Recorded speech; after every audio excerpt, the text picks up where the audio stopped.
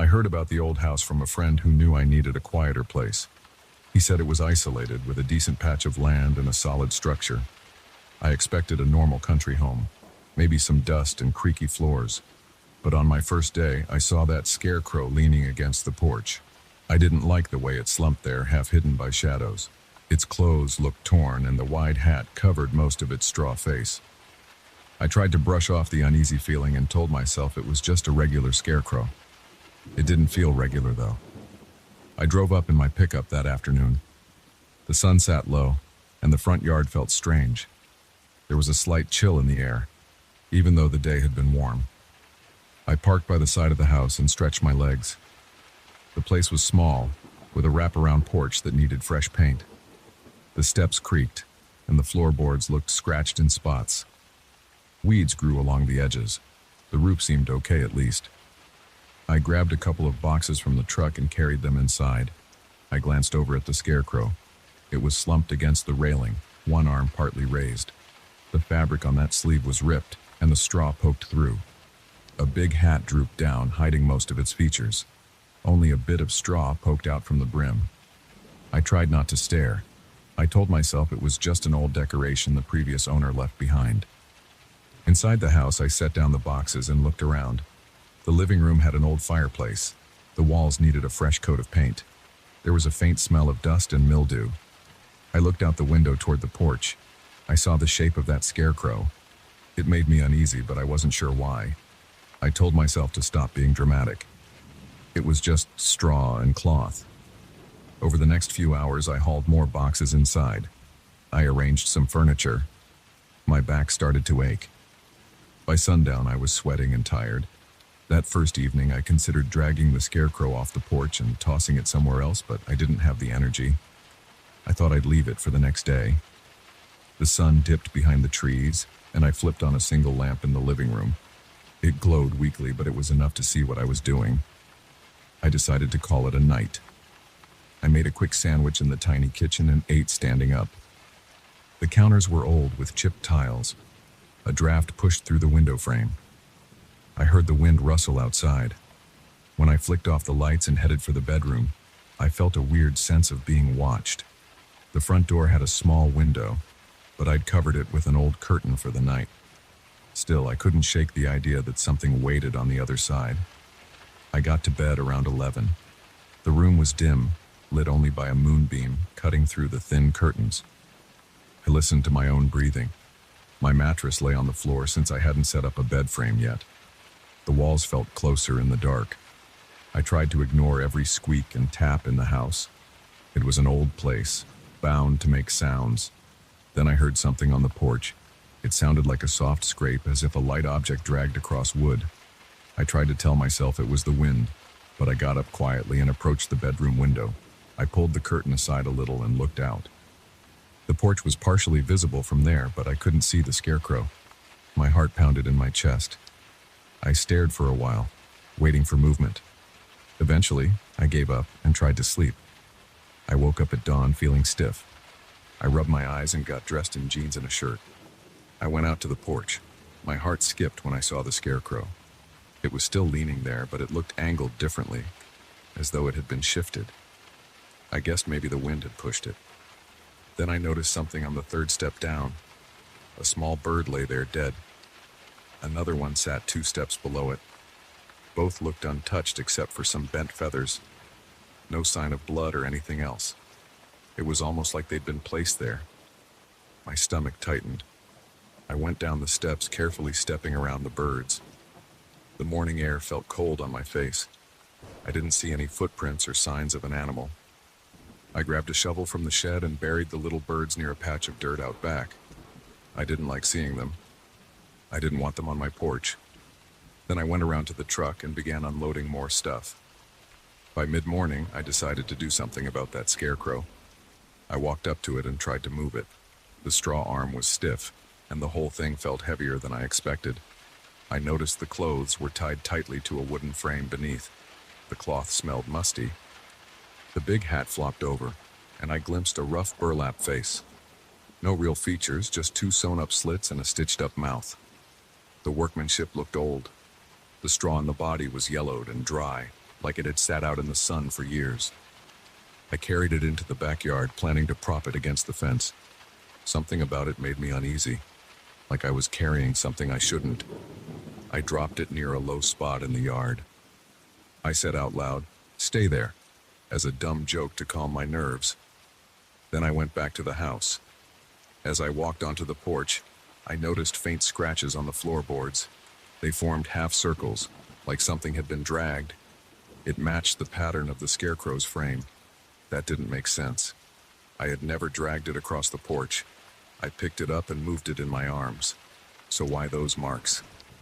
I shook the feeling off and spent the rest of the day cleaning inside. I hammered a few loose floorboards. I wiped dust off the windows and set up my kitchen table. Time passed quickly. By evening, I realized the sun was going down again. The house felt quiet. I cooked myself a small meal of eggs and toast and ate in silence. I tried to distract myself by playing music on my phone, but my mind drifted to the scarecrow outside. I double-checked the back door and made sure it was locked. I peeked through the window. The yard was dim with just a bit of moonlight. I could see the dark outline of the scarecrow near the fence. I felt a chill down my arms. I turned away and headed to my bedroom. That night, sleep came slowly. About an hour in, I thought I heard a sound, a faint scraping like the night before. My throat felt tight. I was wide awake, staring at the ceiling. I decided I had to check. I left the bedroom and grabbed a flashlight from the table. My bare feet made the floor squeak.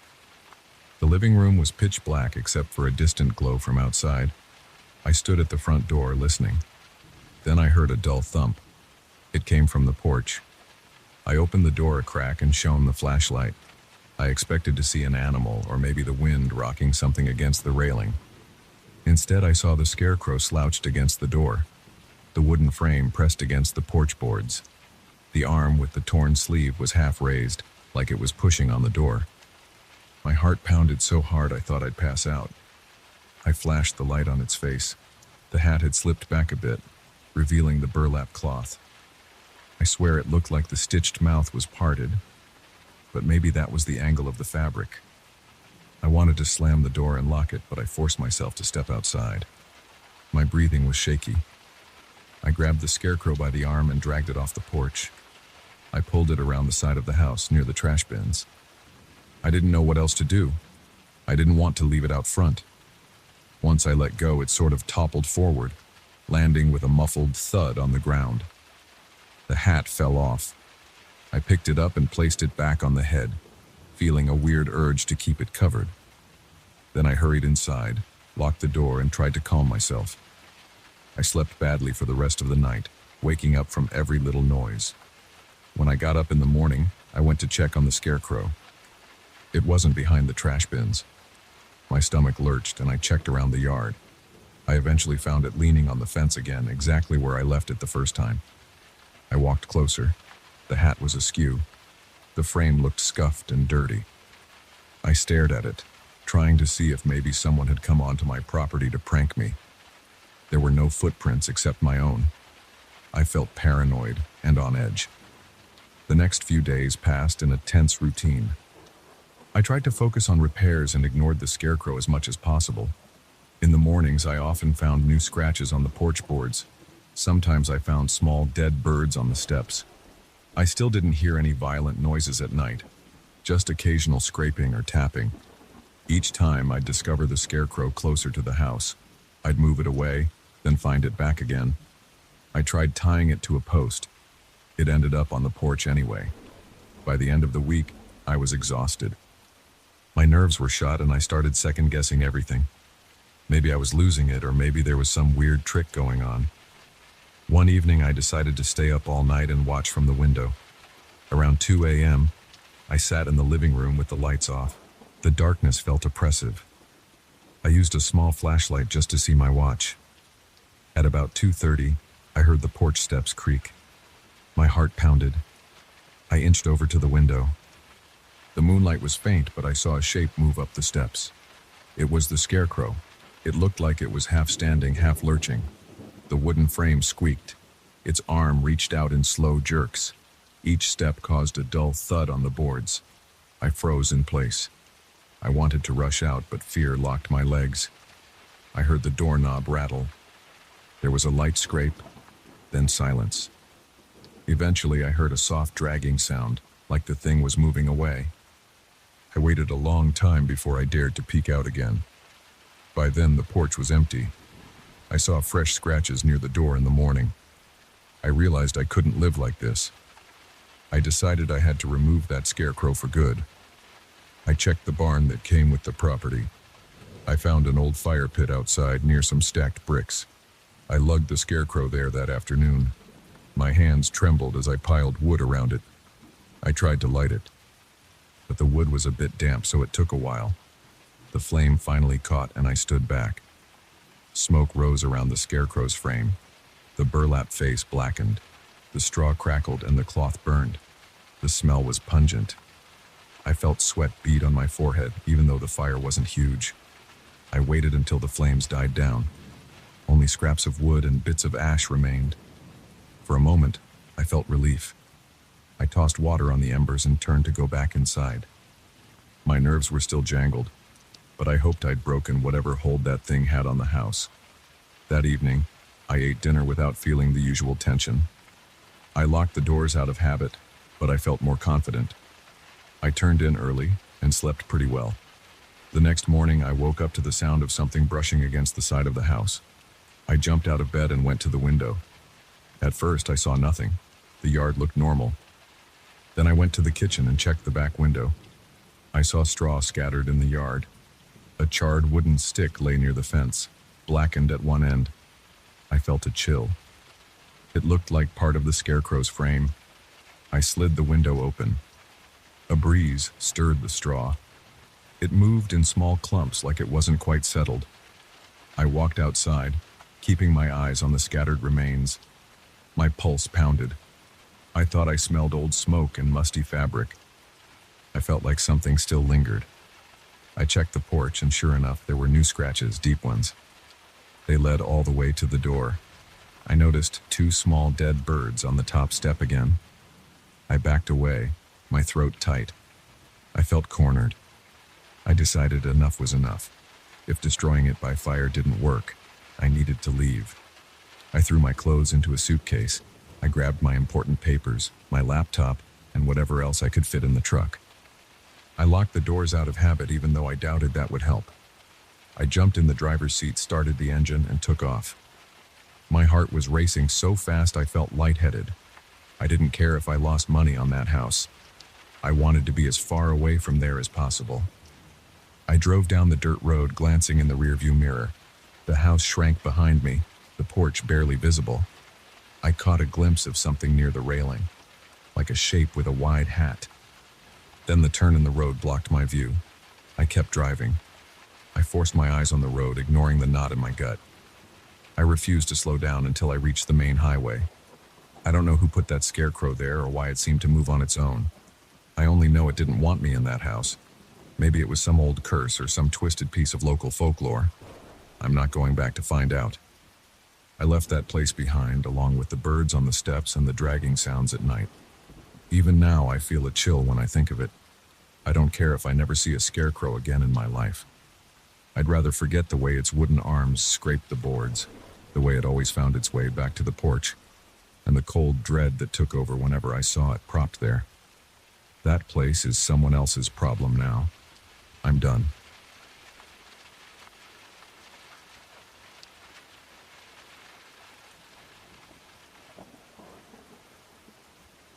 I walked into the lobby with my clipboard in hand, ready to assess the place. The manager had warned me about the attic, but he didn't explain why. He just said something about strange noises and old junk. I'm used to old junk. Most of my projects involve peeling paint, sagging floors, and leaky roofs. I didn't expect laughter. And I definitely didn't expect to see those masks. I climbed the stairs to the top floor. The railing felt shaky under my palm, and the air smelled like stale mothballs. There were patches of water damage on the walls, and the paint had bubbled in a few spots. Whenever I see that, I note it down. I need to check the insulation, maybe the gutters, find the cause of the leaks. Simple enough, I thought. I just had to get a clear idea of the structural problem so I could give the manager a detailed plan. At the end of the hallway, I found a narrow door marked storage. Behind it, a set of wooden steps led up to the attic. The steps creaked under my weight, each one a sharp groan that reminded me of an old rocking chair. The higher I went, the darker it got. I could feel the dust on my face. My eyes burned and I tried not to sneeze. The overhead bulb flickered, but it was enough to see the wooden rafters crossing above. When I reached the attic, I paused at the top step and scanned the space. It looked large, with low slanting ceilings. Stacks of boxes lined the walls, and old furniture was scattered around. A faint smell of rotted fabric and damp cardboard drifted in the air. My boots crunched on something that felt like dead insects, maybe old beetle shells or bits of plaster.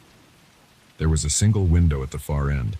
It looked grimy, letting in a weak beam of light that fell across the floor. I took a few steps forward and heard a scraping sound in the corner. My heart sped up. I've dealt with rats before, but that didn't sound like a rat.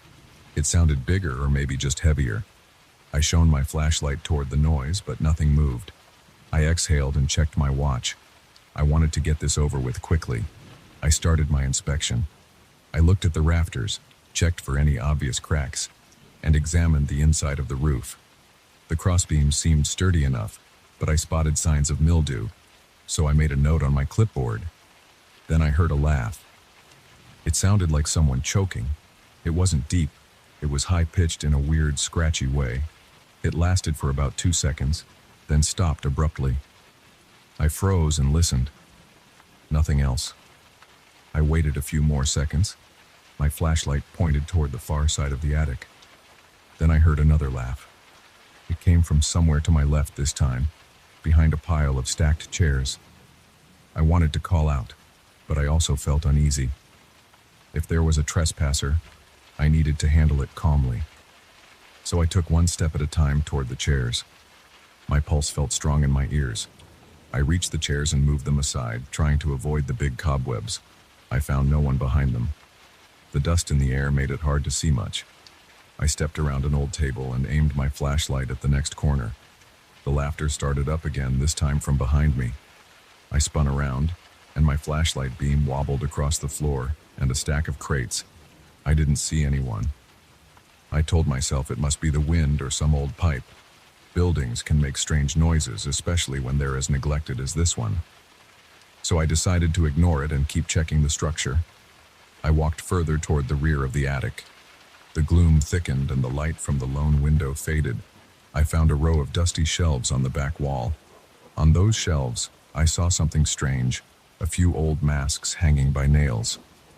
There were 4 of them, each shaped like a face twisted into an exaggerated expression. One had bulging eyes and a gaping mouth, another had a crooked grin, the third had sunken cheeks and a frown, and the last one had wide, round eye holes that almost looked surprised. They looked handmade, like someone had molded them out of plaster or some kind of clay. The paint was chipped, and the edges were cracked. I stepped closer and felt a cold draft on my neck. My eyes watered from the dust, but I couldn't look away from the masks.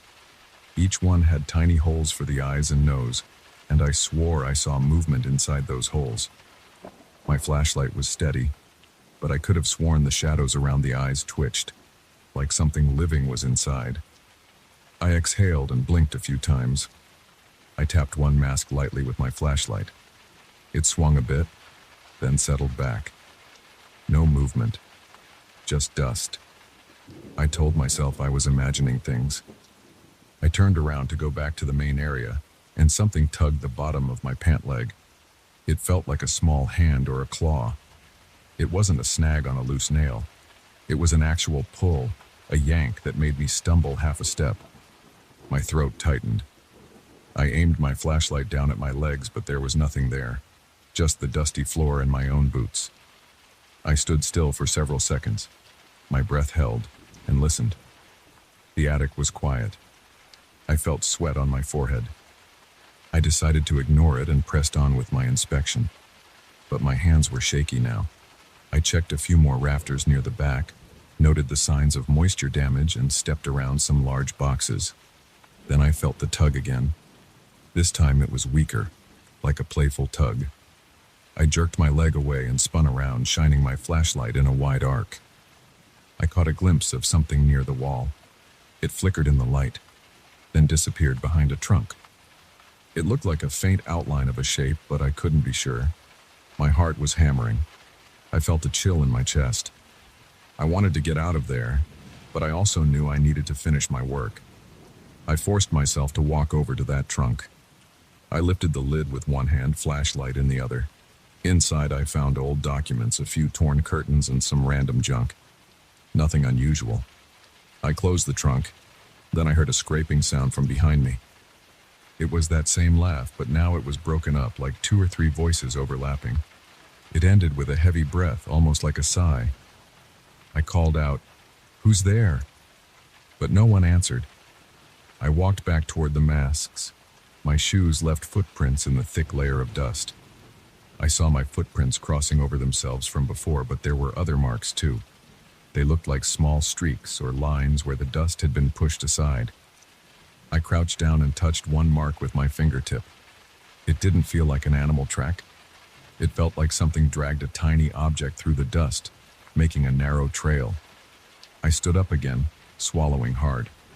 That's when I noticed that the masks had shifted. Earlier, they hung in a neat row, each one spaced evenly apart. Now, 2 of them were closer together, like they had been moved. I looked around for anything that could have knocked them, but there was nothing near the shelf. I tried to tell myself I was mistaken, that maybe I misread the spacing, but I knew something was off. A sudden dull thud echoed from across the attic. I pointed my flashlight toward the noise. A stack of boxes toppled over, scattering old newspapers on the floor. The newspapers slid in my direction, carried by a faint breeze. I smelled something stale in the air, like wet cardboard and rancid glue.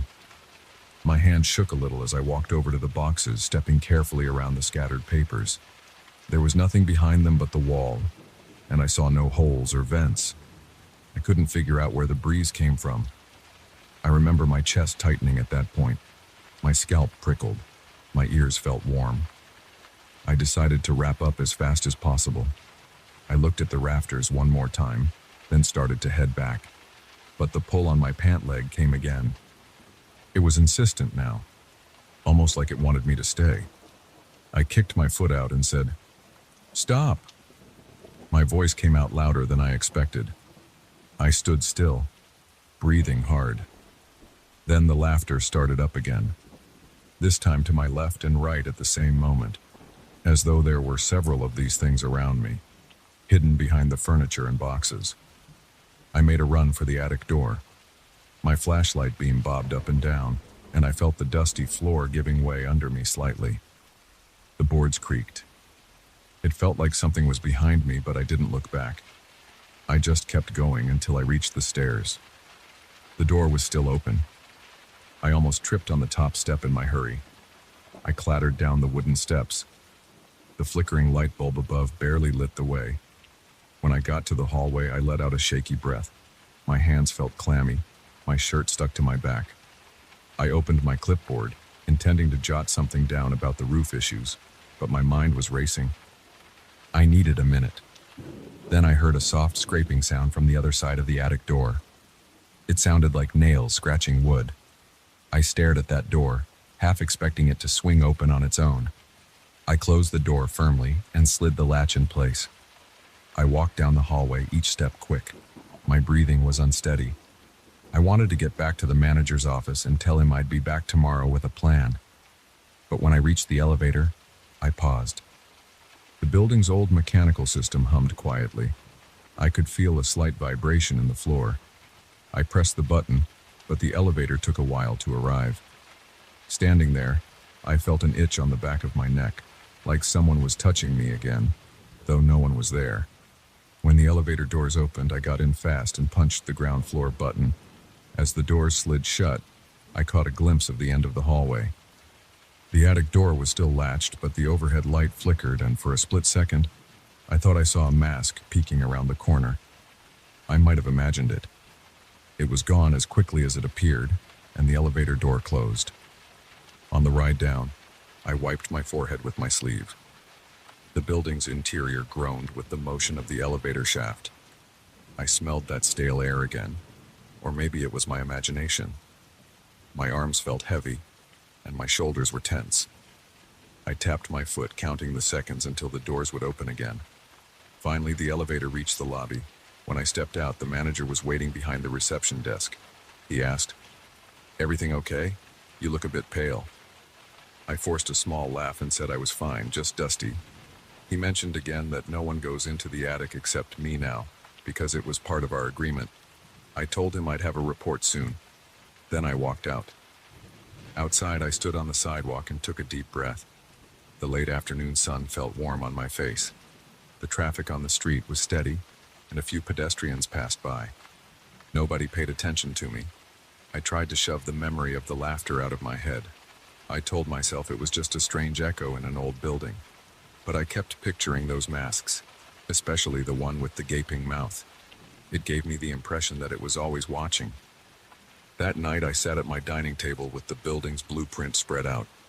I marked areas that needed reinforcement, took note of the places where moisture damage was worst, and wrote down the approximate costs for repairs. My pen felt slippery in my hand. I got up a few times to pour a glass of water, just trying to shake off that nervous feeling. Every time I closed my eyes, I saw the shapes in the attic or imagined that tug on my pants. I decided to visit the site again the next day, but only in the morning. I wanted more sunlight up there. The manager gave me an extra key so I could enter the building on my own schedule. I arrived at about 10 in the morning. The place was quieter than before, with only a couple of workers around removing debris from the lower floors. I nodded to them and headed upstairs again. This time, the hallway leading to the attic felt slightly less intimidating. But when I approached the attic door, I noticed the latch was undone. I'd locked it the day before. I pushed the door open and climbed the steps carefully. The overhead bulb still flickered. The attic looked the same, except I saw fresh footprints in the dust. My footprints from yesterday and a few sets of smudges I didn't recognize. I stood at the top of the stairs, flashlight in hand again, and listened. No laughter, no dragging sounds, but the air felt heavy. I walked to the back wall where the masks had been. I counted 4 nails. 3 masks were hanging there. The 4th was gone. My stomach sank. I scanned the floor for any sign of it. Nothing. I stepped around the shelves, crouched, checked behind some boxes. Nothing. I decided I'd seen enough. I walked back to the stairs, determined to finish my final notes on the structure from below. As I started down, the overhead bulb flickered again, and I thought I caught a glimpse of movement near the window. I paused for a second. The sunlight through the dirty glass highlighted the dust motes in the air. Then I heard a click, like a door latch snapping shut. I spun around and the attic door behind me was still open, but something up there felt different. I finished going down the steps. I left the attic door open, not caring if anyone complained. I heard one soft laugh behind me as I hurried back down the hallway, but I didn't stop to investigate. This time I didn't bother with the elevator. I jogged down the main staircase. My footsteps echoed in the stairwell, and each echo made me glance over my shoulder. Once I reached the lobby, I told the manager about the missing mask. He looked confused and said he'd never seen any masks up there. I told him I needed to finalize my plan from the ground floor, and he shrugged. I spent the rest of the day checking the lower levels, trying to keep my mind off the attic. But I knew I'd have to go back at some point. Something was up there. I didn't know if it was several people messing around or something else. I only knew it didn't want me disturbing its space. Later that evening, I gathered my notes in the manager's office. He asked me how soon I could start the actual renovation. I told him I needed a couple of days to finalize the attic's details. He nodded. I could see he was curious, but he didn't push. I stepped outside into the cool air and locked the main door behind me with the key he'd given me. When I looked up, I could see the row of attic windows. One of them was the dusty one I'd peered through earlier. For a second, I thought I saw a shape behind the glass, maybe a face, but it was too quick to be sure. I felt a chill in my arms. I stood on the sidewalk again, just like the day before. Cars passed by, honking, and a group of office workers walked past, chatting about something trivial. I stuffed the key in my jacket pocket and headed to my car. As I opened the door, I felt that same sense of unease, like something was behind me, watching me. I glanced over my shoulder. Nothing, but I caught a reflection in the car window. My own face, pale and tense. I got in, started the engine, and told myself I'd handle the attic carefully. I decided I might bring someone else next time, maybe one of the work crew. I needed to keep it professional. I couldn't run away from a job because of strange noises and odd masks. But the thought of going back up there made my stomach knot. I drove away, trying not to look in the rearview mirror too often. I planned to spend the evening reviewing my notes, triple-checking the blueprint. But I knew I couldn't ignore the attic. There was more going on up there than just old junk. And the missing mask bothered me. Something had taken it. Something that tugged on my pants, laughed in raspy voices, and left streaks in the dust. I gripped the steering wheel tighter and told myself I'd figure it out. I had no choice.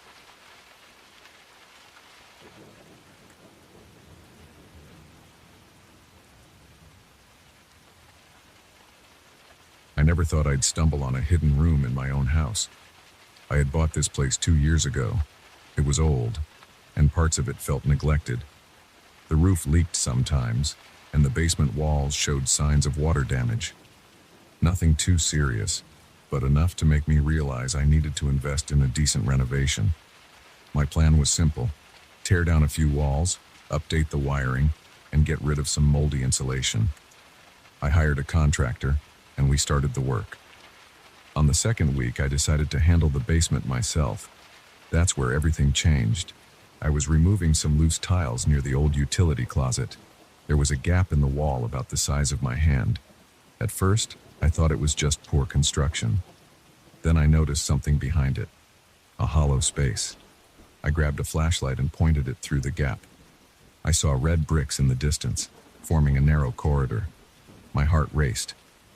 I felt a sudden chill, even though it was mid-afternoon and the basement was usually warm from the furnace. I knocked on the outer wall and it sounded different, like there was a room back there. My contractor told me this place had no records of any additional rooms. But that night I couldn't stop thinking about that gap. I wanted to see what was behind it. I got a hammer and a chisel the next morning, told the contractor I needed some private time to check something, and I started widening the hole. Dust flew everywhere. My throat burned from the old debris. Every time I struck the wall, I heard echoes behind it, like a faint thud repeating itself. After an hour, I opened a space big enough to step through. I shone my flashlight in, and I saw a narrow passage leading to what looked like a small chamber. I crawled through carefully. The flashlight shook in my hand, and I kept telling myself not to panic. The chamber was about 10 feet by 10 feet with low ceilings. The walls were made of exposed brick. There were marks on the bricks.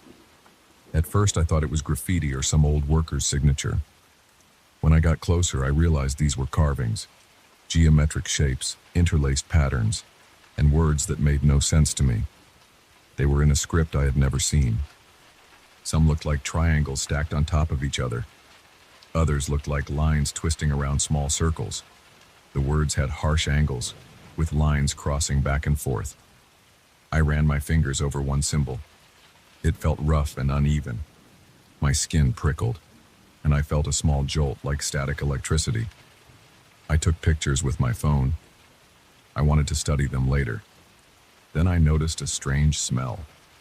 It was musty, like damp earth. But there was another layer to it, almost metallic. I checked the floor. It was concrete, stained in several spots, but I couldn't tell if it was water damage or something else. The ceiling had wooden beams that looked older than the rest of the house's structure. That alone was strange. My house wasn't that old, but this secret room felt like it belonged to another era. I decided to leave the room alone for the rest of the day. I sealed it up with a piece of plywood so dust wouldn't spread. When I went upstairs, I noticed that my hands were shaking. I couldn't focus on anything else. During dinner, I kept replaying the images of those symbols. I tried to rationalize it. Maybe this was some kind of old wine cellar or storage space. But then, Why carve all those strange marks? That night, I heard a loud bang around 2 a.m. I jumped out of bed. My heart pounded. I listened for another sound, but all I heard was the hum of the refrigerator downstairs. I couldn't fall back asleep for an hour. I kept feeling an uneasy tightness in my chest, like I was expecting something bad to happen. The next morning, I sent the contractor to work on the upper floor so I could have the basement to myself again. I wanted to do some online research. I sat on a folding chair near the hidden room entrance with my laptop on my knees. I tried looking up geometric symbols and unknown scripts. Most of it led me to random websites about ancient alphabets or occult practices. Nothing matched the carvings exactly. But I found a forum where people shared photos of weird markings found in old buildings. I posted one of my pictures. Within an hour, I got a reply from someone who claimed these symbols were part of an old Hermetic tradition. They didn't give me much detail, just said it was dangerous stuff, and that I should leave it alone. I laughed a little, but part of me felt uneasy reading that. While I was replying to comments, I heard a door slam upstairs. I froze. The contractor was supposed to be in the other room painting. There was no reason for a door to slam like that. I went upstairs and the contractor asked if I had closed any door. I said no. He shrugged, said maybe it was a draft. But there was no breeze outside. It was a warm and still day. Back downstairs, I tried reading more about poltergeist activity, out of curiosity. Most sites said that if you believe in it, you start noticing every little noise. I tried to stay rational. Still, I felt unsettled. I grabbed my flashlight and went back into the secret room. I wanted to see if I missed anything. The air felt heavier this time, like there was less oxygen. I saw the carvings again, and I swear they looked slightly different. One of the symbols seemed deeper, like someone had carved it more since yesterday. I touched it and it felt fresh, like the edges were sharper than before. My stomach tightened. I backed away and nearly tripped over some loose brick on the floor. I went upstairs and decided to take a break. I watched some TV, tried to focus on a cooking show, but I couldn't keep my mind off the secret room. After a while, I realized the contractor had left for lunch. The house felt too quiet. Then I heard a scratching sound near the basement steps, like nails dragging on wood. My palms got sweaty. I stood up, walked to the top of the basement stairs, and listened. Silence. I flipped on the basement light. The scratching stopped. I stared down, waiting to see if anything moved. The stairs were empty. I turned off the light, but as soon as I did, the scratching resumed. I flipped the light back on and it stopped again. My breathing got faster. I felt my pulse throbbing in my neck. I took a few steps down, feeling the wood creak under my feet. The scratching got louder. It sounded like it was coming from inside the wall. I pushed on the drywall, but it was solid. I felt a strange vibration in my fingertips, like a faint buzz. It faded after a few seconds. Then everything was quiet. I went back up, sat on the couch and rubbed my hands on my jeans, trying to calm down. Over the next few days, odd things kept happening. The contractor reported that the windows rattled in the living room whenever he stepped away. I heard faint voices in the hallway, but when I checked, no one was there. I woke up a few nights covered in sweat, certain I had heard someone breathing beside me, but I was alone. My laptop started acting up whenever I researched the symbols, glitching or freezing, as if something was trying to stop me from learning more. Eventually, I downloaded some old texts from obscure corners of the internet. I found references to curses and seals, to ancient rites meant to lock away entities. A lot of it sounded like paranoid rambling, but the pictures they included showed symbols similar to what I had in that room. I felt a mix of excitement and fear. On one hand, I wanted to decipher everything. On the other, I worried I might trigger something beyond my control. I printed out a few pages, took them down to the chamber and compared them with the carvings. Some lines seemed to match. The shapes lined up with certain geometric patterns I saw in the texts.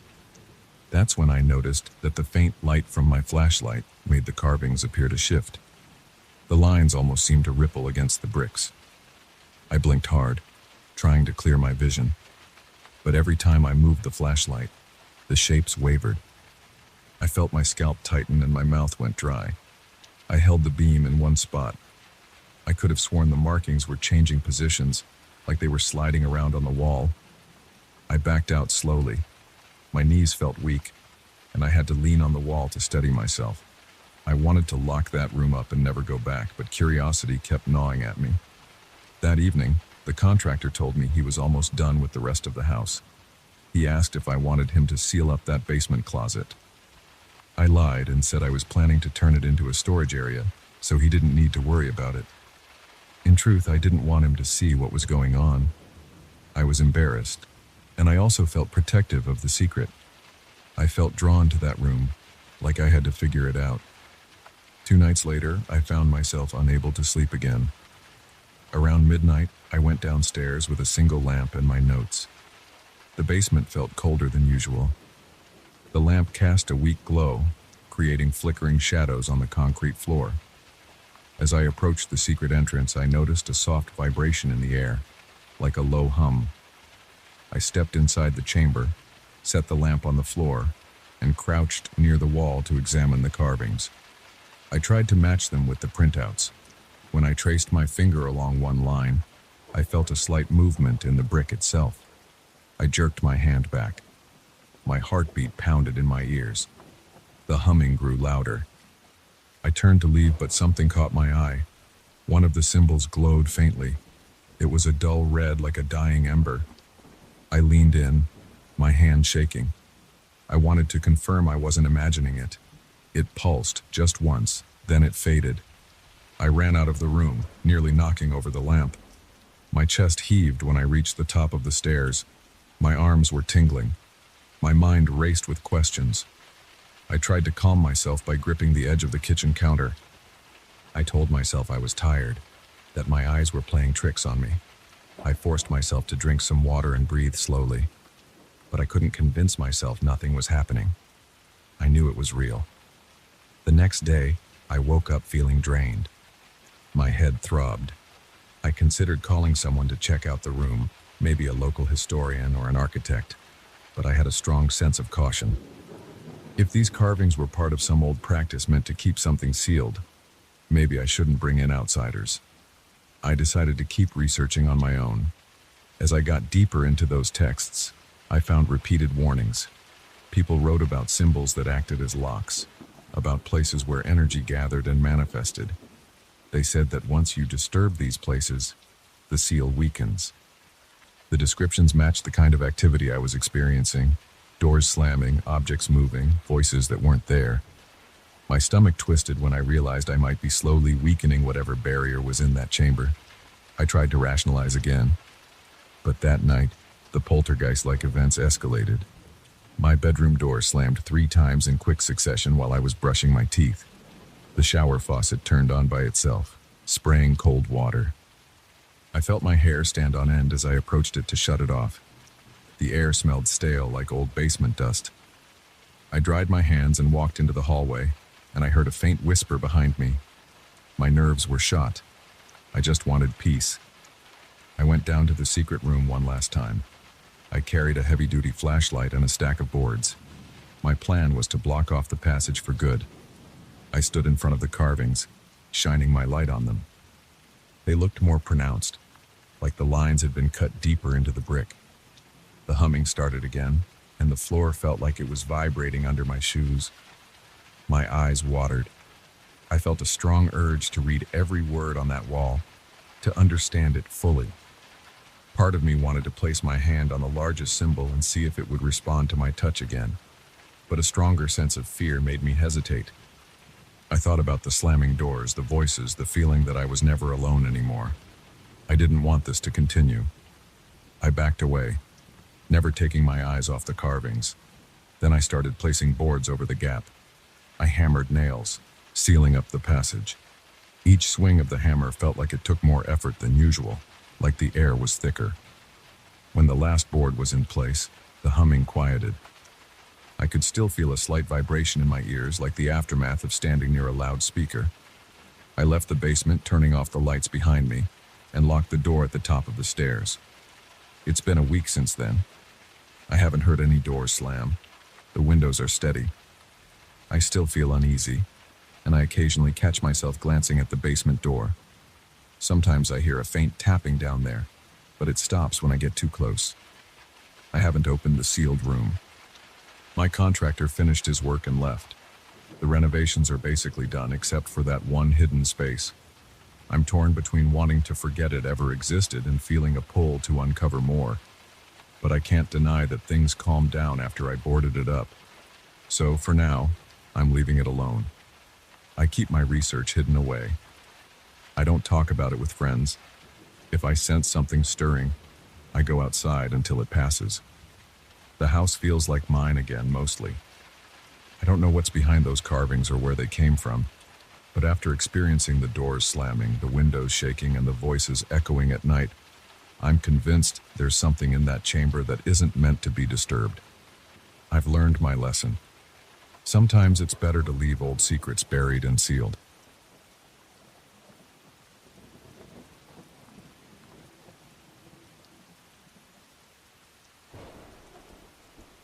I wasn't expecting anything strange when I unlocked my door after 2 weeks out of town.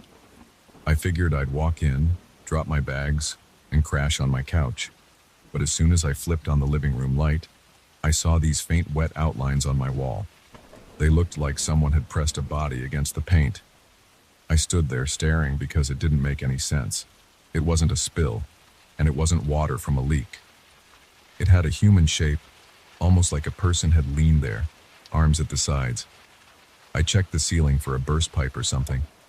Everything looked normal. The outline was just there, a little darker than the rest of the wall, and kind of glossy when I moved closer. I put my bags down and touched it with my fingertips. My hand came away damp, almost slimy. I wiped my fingers on a paper towel. That's when I noticed more of those outlines near the baseboard, kind of stretched out on the floor. It was like someone had lain down in a fetal position. It spooked me, but I tried to convince myself it was just some weird condensation, or maybe a prank by the neighbor with a sense of humor. It felt wrong, though. The shapes were too precise. I pulled out some cleaning wipes and tried to scrub one of the spots on the floor.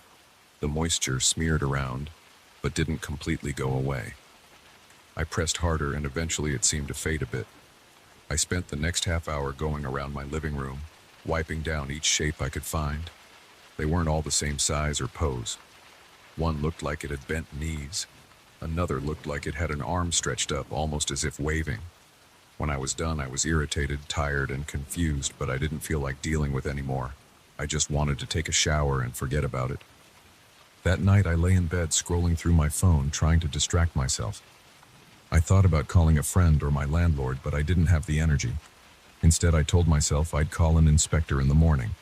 I turned off the lights, closed my eyes, and tried to fall asleep.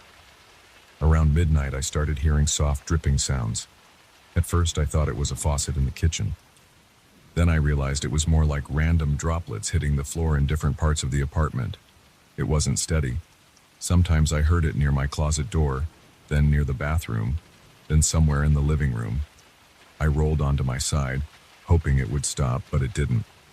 I got up, turned on the lights, and walked around the apartment. I checked my sink. It was dry. Toilet wasn't running. Shower wasn't leaking. The sound seemed to move, and I couldn't figure out where it came from. Then I looked at the hallway wall. Another shape was there, about the size of a full-grown person. It glistened under the overhead light. I put my hand on it. Wet, cold, and a little sticky. It was too late to call anyone, and I felt my stomach tighten. I grabbed more wipes and tried to clean it. My arms started shaking from the effort. I was annoyed, but I was also getting nervous. Why did it keep showing up? I managed to sleep a few hours, but I felt drained the next morning. I walked to my kitchen and saw fresh stains along the counter. They looked like handprints, maybe 4 or 5, scattered around the edge where you'd place your palms if you were leaning forward. I checked my own hands, thinking I might have somehow caused that in the middle of the night. My hands were dry. The prints were larger than my hands. They also had a faint shimmer, and they left a slimy residue when I ran a paper towel over them. I called my landlord around 9 in the morning. I tried to keep calm. I told him I was dealing with these wet stains that looked like body outlines, and he sounded skeptical. He said maybe there was a humidity problem or mold. He told me to open my windows, let some air flow, and see if it dried out. He also mentioned he'd try to schedule a maintenance guy, but he wasn't sure when. I hung up feeling annoyed, but I opened my windows and hoped it would help. I spent the rest of the day poking around the apartment, looking for hidden leaks. I pulled my fridge away from the wall, checked behind the washing machine, opened the bathroom cabinet. Everything looked normal, no puddles, no cracked pipes. The only thing I found was more of those silhouettes. They showed up in random spots. Sometimes they looked like someone was in mid-step, as if frozen in a dance move. In one corner, it looked like two figures overlapping, like they were wrestling or maybe hugging. I tried to keep calm, but every new shape made my chest feel tight. Cleaning them became a routine for me over the next couple of days. I would wake up, check the walls and floor, wipe down anything that appeared, and then go about my day. I started to notice these shapes forming faster, sometimes while I was in another room. I'd hear a faint wet squelch or maybe a soft hiss, and I'd rush to see a brand new shape on a wall that was clean minutes ago. I couldn't figure out how it was happening. It was like something was moving through the apartment, leaving these outlines behind. 3 nights in, I was watching TV with all the lights on. I had this feeling of being watched, which made no sense because the apartment was empty. I heard a shuffle near my doorway, and I snapped my head around. For a split second, I saw a shape in the dark. It looked like a pale figure about my height with dark, shiny eyes. Then it was gone. I thought maybe I was hallucinating, but I checked the floor near the door and found a fresh, wet silhouette. It had the shape of someone standing with an arm raised, like they were about to knock on a door. My heart started pounding. I stood there, feeling my pulse throbbing in my temples, and I just stared at that outline. It felt like I was losing my mind. I grabbed my phone, ready to call the landlord again or maybe a friend, but I hesitated. What would I say? That I was seeing these wet ghosts? No one would believe me. I decided to keep it together for a bit longer. I wiped up the new shape and put a folded towel against the spot, hoping to dry it out more. I crawled into bed and tried to sleep with the lights on, but every time I closed my eyes, I thought I heard faint footsteps. My arms and legs felt tense. My scalp prickled. I lay there with my eyes wide open, waiting for something else to happen. A couple more days passed. Every time I wiped down a shape, a new one appeared somewhere else. They were getting larger. Some reached almost from floor to ceiling. Others were smaller, like a crouched person ready to leap. The positions reminded me of some kind of strange dance or maybe a series of fight moves. I tried to stay away from the apartment as much as possible. I went to work early. I stayed out late. But eventually, I had to come back. One evening, I was in the kitchen, washing dishes, when I felt something cold brush against my shoulder. I froze. The feeling was like a damp hand trying to grip me. I whipped around and saw nothing. But on the floor, right where I had been standing, there was a fresh outline that looked like a pair of hands, angled as if reaching up. My heart pounded so hard I felt it in my throat. I staggered back, grabbed the dish towel, and started wiping. The shape clung to the floor, and it took me a few minutes to get it to fade. That night, I tried to fall asleep with headphones on, hoping to block out any weird noises. I dozed off for maybe an hour. Then I jolted awake with a heavy pressure on my chest. It felt cold and sticky, like a wet blanket pressing down. I tried to sit up, but I felt something grip my forearms. I gasped. I couldn't see it clearly, but I sensed a shape leaning over me, and I felt warm breath on my cheek. My heart was racing, and I strained to lift my arms. Then the pressure lifted, and I scrambled to turn on the bedside lamp.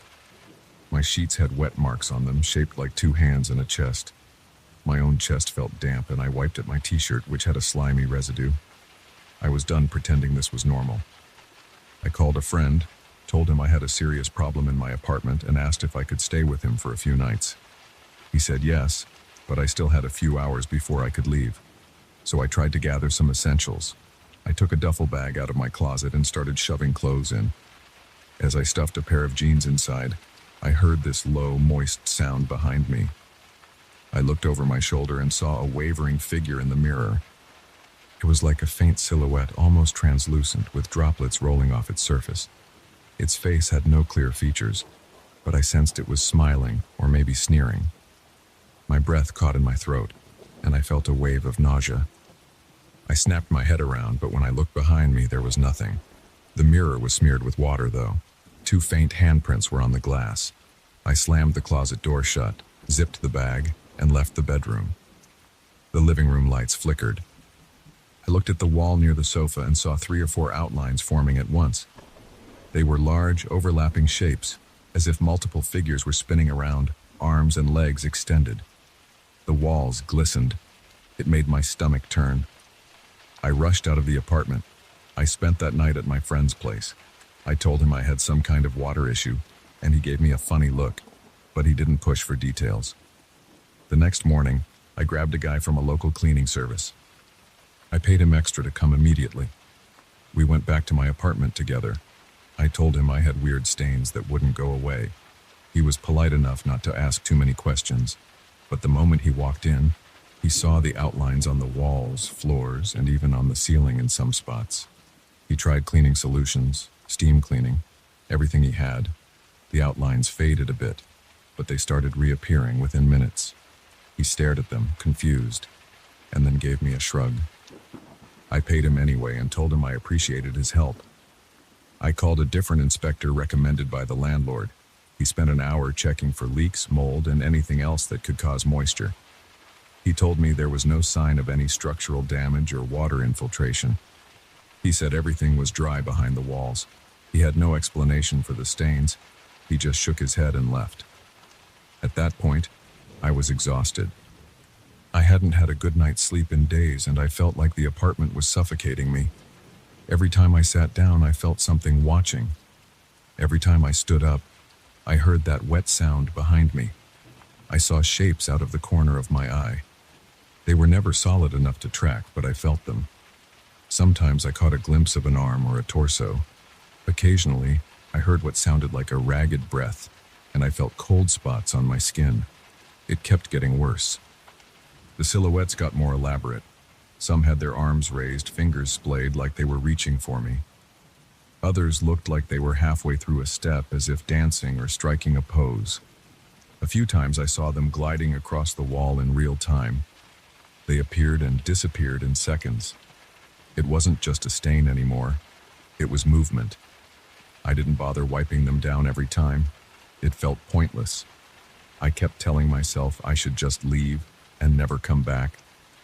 But my lease wasn't up and I didn't have the money to break it. So I stuck around hoping for some explanation. One night I felt so worn out that I crawled into bed and refused to open my eyes, no matter what I heard or felt. I felt cold, damp pressure against my back and a subtle tug on my hair. My heart pounded and I clenched my fists. Then I heard a low, muffled laugh. It was close to my ear, like someone was right beside me. I jumped out of bed and switched on the light.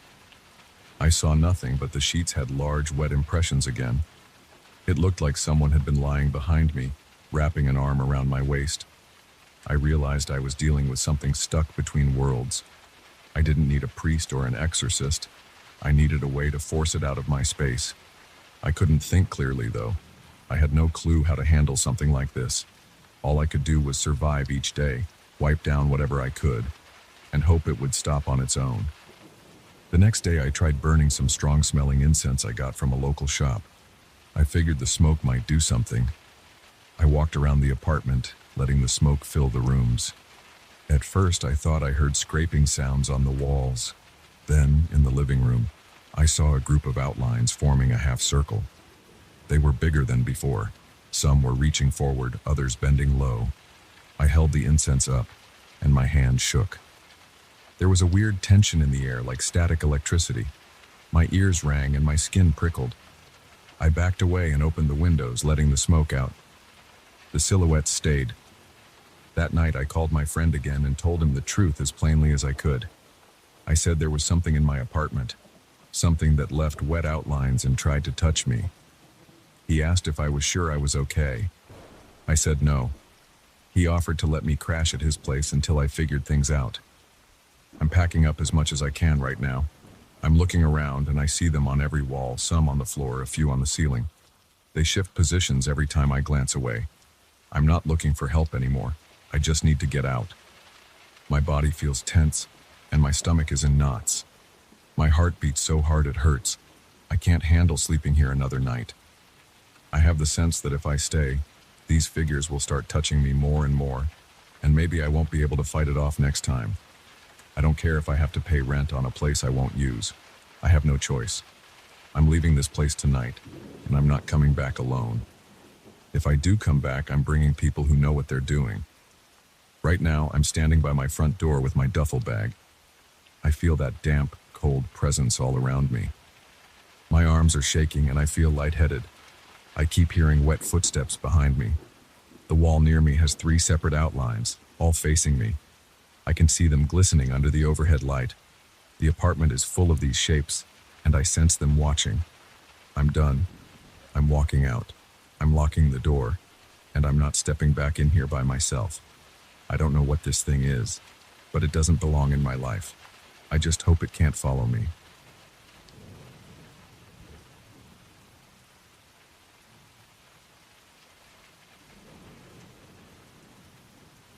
I walked onto that property for the first time on a windy afternoon. The sky was bright and the sun felt hot on my neck. A lawyer had called me 3 days earlier saying I'd inherited a remote place from a great uncle I barely remembered. When I pulled up to the long gravel driveway, I saw a cluster of stone statues around the front yard. Each statue looked like a person frozen mid-scream or mid-shudder. Their faces had deep grooves, as if someone had chiseled every line of tension into the stone. I remember feeling a tightness in my chest the moment I got out of my car. I glanced around hoping to see something normal, maybe a bird or a cat. I didn't see anything alive near the house. There was only the soft sound of leaves scraping against each other in the wind. I grabbed my suitcase from the trunk and looked at the statues more closely. They were life-sized and spaced a few feet apart. Their arms sometimes reached up, sometimes crossed over their torsos, and in some cases they pointed at nothing.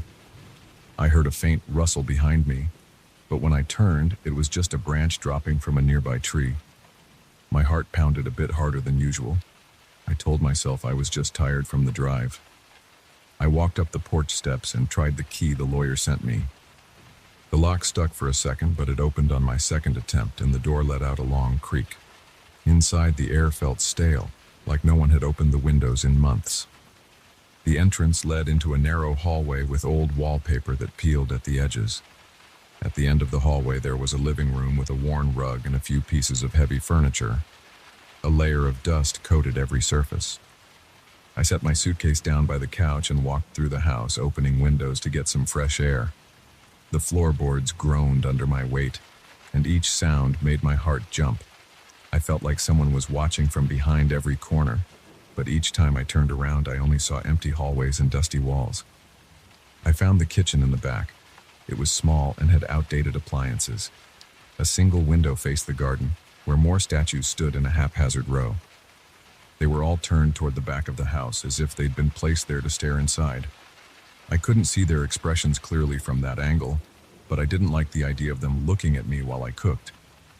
I thought about grabbing a sheet or something to cover the window, but it was broad daylight and I felt silly letting these stone figures intimidate me. The first night I slept in one of the upstairs bedrooms, the one with a clean mattress. I kept the door locked even though it felt unnecessary. The house was mine, but it still felt unfamiliar. The wind outside picked up and tree branches tapped against the windows. I couldn't sleep right away. My mind kept drifting to those statues. I wondered who had placed them there. I stared at the ceiling for what felt like hours before I finally dozed off. When I woke up around 3 a.m., I heard a soft shuffling noise from outside. At first I thought it might be an animal in the bushes, but then I realized it sounded more like gravel crunching. I forced myself to sit up and look out the window. The garden lay in darkness except for a faint moonlight. The statues were just silhouettes, but I noticed that one of them looked closer to the house than before. I couldn't be sure. I convinced myself it was just my imagination and tried to go back to sleep. My body felt stiff, and my heart thumped too fast. I stayed awake until dawn. listening to every little creak and whisper of wind. In the morning, I went outside to check the statues. I walked through the garden, stepping over weeds and loose stones. Each sculpture towered in front of me, about the size of an adult. Their eyes were empty holes or shallow indentations. I realized I could see more detail in the daylight. Some of them had cracks around the shoulders or at the base. But I swear the one nearest to the back entrance was about 2 feet closer to the house than I remembered from yesterday. I didn't have any proof, but the footprints in the dirt looked fresh. There were odd marks, like something heavy had dragged across the ground. I touched one statue's arm. It felt cold, coarse and unmoving, just normal stone. My skin prickled anyway. I stepped back, looked around to make sure I was alone, and headed back inside. I found the documents my great-uncle left in a small office on the ground floor. The room smelled of mold, and the shelves were cluttered with old folders and yellowed papers. After sifting through a dozen stacks, I came across a thick binder labeled Property Records in shaky handwriting. Inside, I discovered references to the chakra's history. The notes were a mix of official deeds and personal entries. One page described how previous owners collected these stone figures and placed them throughout the property. Another entry, written in a different pen, mentioned rumors that the statues had once been real people. The handwriting was difficult to read, but I made out words like echo, conscious, and trapped. I felt a chill run down my back as I read this. My mouth went dry and my hands started to sweat. I shut the binder and shoved it aside. I had no intention of scaring myself with old legends. The rest of that day, I tried to tidy up the house. I vacuumed a few rooms and wiped the dust off the kitchen counter. Every so often, I glanced out the windows. The statues didn't move while I watched, but I never felt at ease. The wind outside created a low moaning sound when it passed through gaps in the shutters. I jumped at every scrape of a branch or groan of a floorboard. That second night, I decided to stay up late in the living room. I turned on a lamp, set it on an end table, and positioned myself near a window that overlooked the front yard. I wanted to see if anything moved. Around midnight, the wind died down, and the air went unnaturally still. I heard a faint whisper, like someone breathing near my ear. I jerked my head around, but no one was there. My arms and legs tensed up, and the hair on the back of my neck stood on end. The lamp flickered once, then stayed on. Through the window, I caught a glimpse of a silhouette shifting in the garden. It was one of the statues, definitely in a different spot than it was during the day. It looked like it had turned toward the house, and its arms were lifted higher.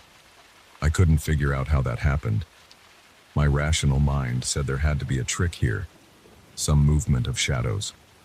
But my gut told me something else. I felt lightheaded. My palms were slick with sweat. I wanted to go to bed, but I stayed put, breathing fast, refusing to blink for long periods. Sometime around 2 in the morning, I must have dozed off on the couch. When I opened my eyes, the lamp was off, and the moonlight shone into the room. My heartbeat pounded in my ears. I heard slow scraping along the front porch. I pulled myself up, my legs shaking, and looked out the window. 2 statues stood right at the edge of the porch, facing the front door. I pulled back, trying not to scream. My throat felt tight and I couldn't form words. I quietly moved away from the window and tried to think. The door was locked, but that didn't feel like much comfort. My mind raced. I grabbed a flashlight and crept upstairs to my bedroom. I locked myself in and sat against the door for the rest of the night. By morning, my back hurt and my eyes felt gritty from lack of sleep. I forced myself to go outside and check again. The statues were back out in the yard, arranged the way they'd been on my first day here. I circled the property, searching for footprints or drag marks. I found a few strange trails in the dirt and some scuffed patches of grass. It looked like something heavy had indeed moved. I looked at the statues' faces again, taking in each tortured expression. My stomach twisted, and I felt a wave of nausea. It made no sense, but the evidence was right there. These figures weren't staying put. I remembered the documents I had found, the ones mentioning echoes. I went back to the office. I wanted more details, but I felt a knot in my throat as I read through the pages. One note mentioned that the reflections of people who spent too much time on the property could get absorbed. It warned that if a person saw their own reflection near a statue at exactly the wrong time, they might vanish. I slammed the binder shut when I read that. My chest tightened and sweat trickled down my temples. I kept telling myself it was some old absurd legend. Over the next few days, I started noticing more unsettling things. Sometimes when I walked by a mirror or a window, I caught a glimpse of movement behind me. Other times I heard faint muttering late at night, like multiple voices speaking in low, urgent tones. I never understood any words. The fear in my stomach felt like a constant knot. I paced around the house, double-checking locks and peering out windows. The statues seemed to come closer every night, then return to their original positions by sunrise. One evening, while pacing in the hallway, I knocked over a dusty mirror. It cracked on one side but didn't shatter completely. I caught a brief glimpse of my own reflection. It looked pale, exhausted, and wide-eyed. I felt my heart skip a beat when I thought I saw another shape behind me. I turned around quickly. Nothing was there, but the hair on my arms stood up. I dragged that mirror into the office and covered it with an old sheet. I didn't want to risk seeing anything else. A few nights after that, I woke to a scraping sound against the window next to my bed. My body tensed. I reached for a flashlight on the nightstand and slowly got up. My hand shook as I pulled back the curtain an inch. A statue's face was pressed close to the glass, as if it was peering in. Its stone eyes looked hollow, but the mouth seemed to open wider than before. I let the curtain drop and stumbled back. My heart pounded so hard that I thought it might burst. I stood there breathing fast. I didn't know what to do. If I walked outside, I'd face these statues up close, but staying inside didn't feel any safer. I rushed downstairs and grabbed the binder again. I found a paragraph that described a ritual used by a previous owner. It talked about placing large sheets around the statues to block their line of sight. The text claimed that if the statues lost any visual link to a person, they stopped moving for a while. It wasn't a permanent solution, but it might buy time. That was all I needed. I found old tarps in the shed behind the house, along with rope and some stakes. Around noon the next day, I walked into the garden, stepping carefully between statues and draped tarps over the ones closest to the house. Their outlines were still visible, but I couldn't see those anguished faces or twisted postures. I tied the tarps down as best I could, ignoring the queasy feeling in my stomach. The air felt heavy and warm. Sweat dripped down my forehead, and I wiped it away with a rag. I stayed out there for almost an hour, covering as many statues as I could. I half expected them to move right in front of me, but they stayed still. That night I slept lightly. Every little noise set me on edge. I heard shifting somewhere outside, a kind of low drag across the porch. I gripped my bedsheet in my fists, heart hammering, and waited for the next sound. Minutes passed, and I heard nothing else. I allowed myself a small sigh of relief. The tarps had probably stopped them. I drifted off, but my dreams were filled with images of stone hands grabbing at me. In the early morning, I found that the tarps were mostly torn off. Pieces of fabric lay scattered across the lawn. The statues stood exactly where I'd left them, but now they were uncovered. Their faces were the same as before, though I sensed a slight change in their posture. One figure near the porch looked like it was leaning forward more than it had been. I swallowed hard and took a step back. I dropped the scraps of tarp and hurried inside. I knew I couldn't live like this. I needed a better plan. I moved through the house, packing my car with the few belongings I had. I decided to grab any important records and lock up the place. But when I went to the office, I saw something strange on the floor. The mirror I'd covered with a sheet had slid halfway out. The sheet was bunched up, and I could see my own face in the cracked glass. My reflection flickered in the uneven surface, and for a split second, I noticed a faint distortion, like a statue's face superimposed over mine. I gasped and stumbled backward. I slammed the office door shut. I left the house without looking back. As I approached my car, I felt dozens of eyes on me. I glanced once toward the garden and saw the statues lined up, turned in my direction. My hands shook as I opened the car door. My breathing was fast. I felt an urge to look at myself in the rearview mirror, but I stopped. I adjusted the mirror downward so I wouldn't see my face at all. Then I started the engine and drove away. I plan to come back with professionals. Maybe a team that specializes in weird artifacts or something like that. I'm not sure what they'll find or what they'll do, but for now, I refuse to stay. As I drove off that day, I couldn't shake the idea that those statues stored conscious echoes of real people. The documents hinted at it, the movement suggested it, and I felt it in my gut.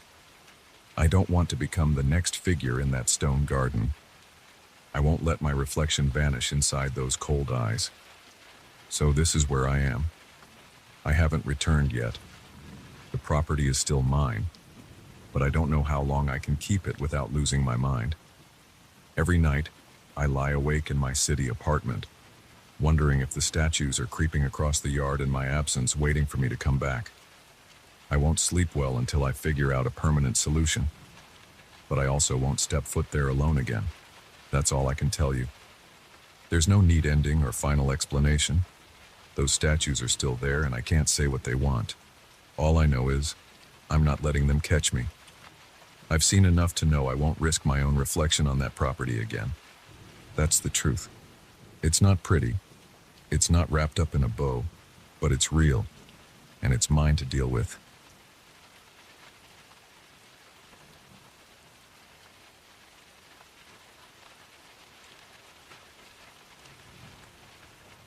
I first spotted that old train station on a rainy night. The place sat on the outskirts of town, near a stretch of abandoned industrial warehouses. The parking lot was cracked, and weeds grew through every gap in the concrete. Faded signs pointed in different directions, but I only noticed the tall structure of the station looming in the distance. I wasn't sure why I felt pulled to it, but I parked my car and walked across the broken asphalt anyway. The wind whipped around, carrying a stale smell of metal and damp earth. I saw no lights, no movement, nothing that hinted at any active use of the station. I expected it to be completely empty. Turns out I was wrong. I'm not usually the type of person who investigates strange places at night, but I couldn't help myself. The front door to the main building was halfway open, creaking on its old hinges. I stepped inside and saw a dim corridor lined with shattered tiles and a few broken benches. The walls were covered in peeling paint and graffiti. My footsteps echoed, and the sound gave me a weird chill. I remember thinking the place felt like it had been frozen in time. No sign of workers, travelers, or security. Just me, standing there in the dark, listening to my own breathing. I walked down the hallway and saw the old ticket counters in the distance. There were bits of paper and trash everywhere. The overhead lights were either dead or flickering. I heard dripping water somewhere close. I kept going until I reached a wide waiting area that once held rows of seats. Now, most were torn apart or missing. My heart thumped harder when I noticed a single door leading to the back of the station near the tracks. It was a thick metal door with scratched paint. I pushed it open, and it let out a metallic squeal. On the other side, a narrow ramp led down to the train platforms. At first, I thought everything would be empty, but one track still had a single train car attached to it. The rest of the train was gone, leaving only this single cabin. Its windows were cloudy, like nobody had cleaned them in years. I walked closer, trying to see if there was any sign of life. I didn't see lights inside, and I didn't hear any motors running. It stood there like a huge, dead shell of metal. I've always been curious about old trains. I grew up seeing them in pictures, but I never had a chance to explore one up close. This felt like my opportunity, even though it was the middle of the night in a place that made me uneasy. My gut told me to turn around. My brain told me I could handle a quick look. So I climbed the short set of steps at the side of the car. The door was unlocked. I slid it open and stepped in. The inside smelled like mildew and dust. My eyes took a moment to adjust. I could see rows of seats with stained cushions.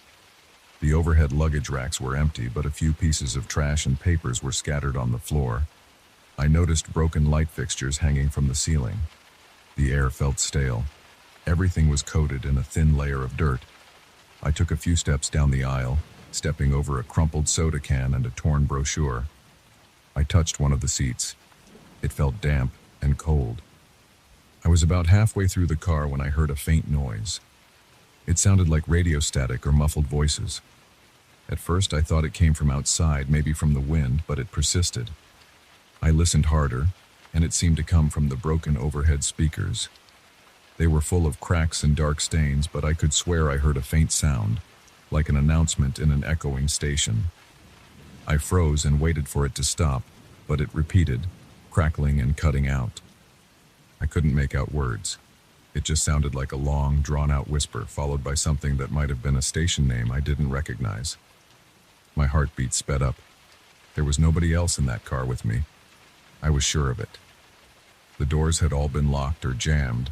The windows were fogged and dusty. I wanted to tell myself the sound was just an old recording stuck on a loop. Maybe it was a glitch. But my nerves were on edge, so I decided to backtrack and head out. As I turned, a flicker of light shot through one of the overhead bulbs. It was just a flash, then darkness again. That was enough to make me hurry to the door. I pulled on the handle, ready to leave, but it jammed. It wouldn't budge, like someone had sealed it from the outside.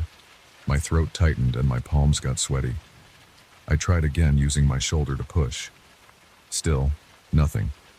I walked back up the aisle, searching for another exit. The only other door was at the far end. I approached it carefully, shining my phone's flashlight in front of me. As soon as I reached the door, I heard a loud screech from the speakers above me. It made my ears ring. I crouched down, clamping my hands over my head. The screech disappeared, replaced by faint murmuring that sounded like people talking. I couldn't make out the words, but it definitely sounded like a group. Then it cut off. Dead silence again. My heart was pounding so hard I could hear the rush of blood in my ears. I grabbed the handle of the second door. It opened about an inch, then slammed shut as if pulled by an invisible force. My hands were shaking, so I tried again, but it wouldn't give. By now, my shirt was soaked with sweat. The car felt hotter, or maybe I was just panicking. I stood in the aisle, swallowing hard, trying to think. The windows looked fragile, so I moved to one of them, intending to slide it open or break it if needed.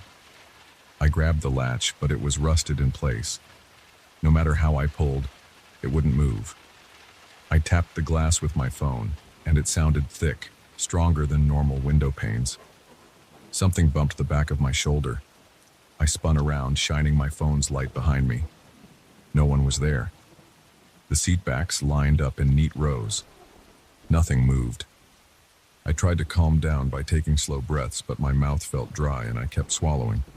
I decided to walk up and down the aisle, searching each row of seats for something I could use as a tool or a weapon. I found an old metal pipe under a seat near the center. It looked corroded, but solid enough to smash a window if I put enough force into it. I walked to the nearest window and swung the pipe. The glass vibrated, but didn't break. I hit it again. It cracked slightly, but then I heard a weird humming from the ceiling. The lights flickered. The floor trembled beneath my feet like the car was moving on the track.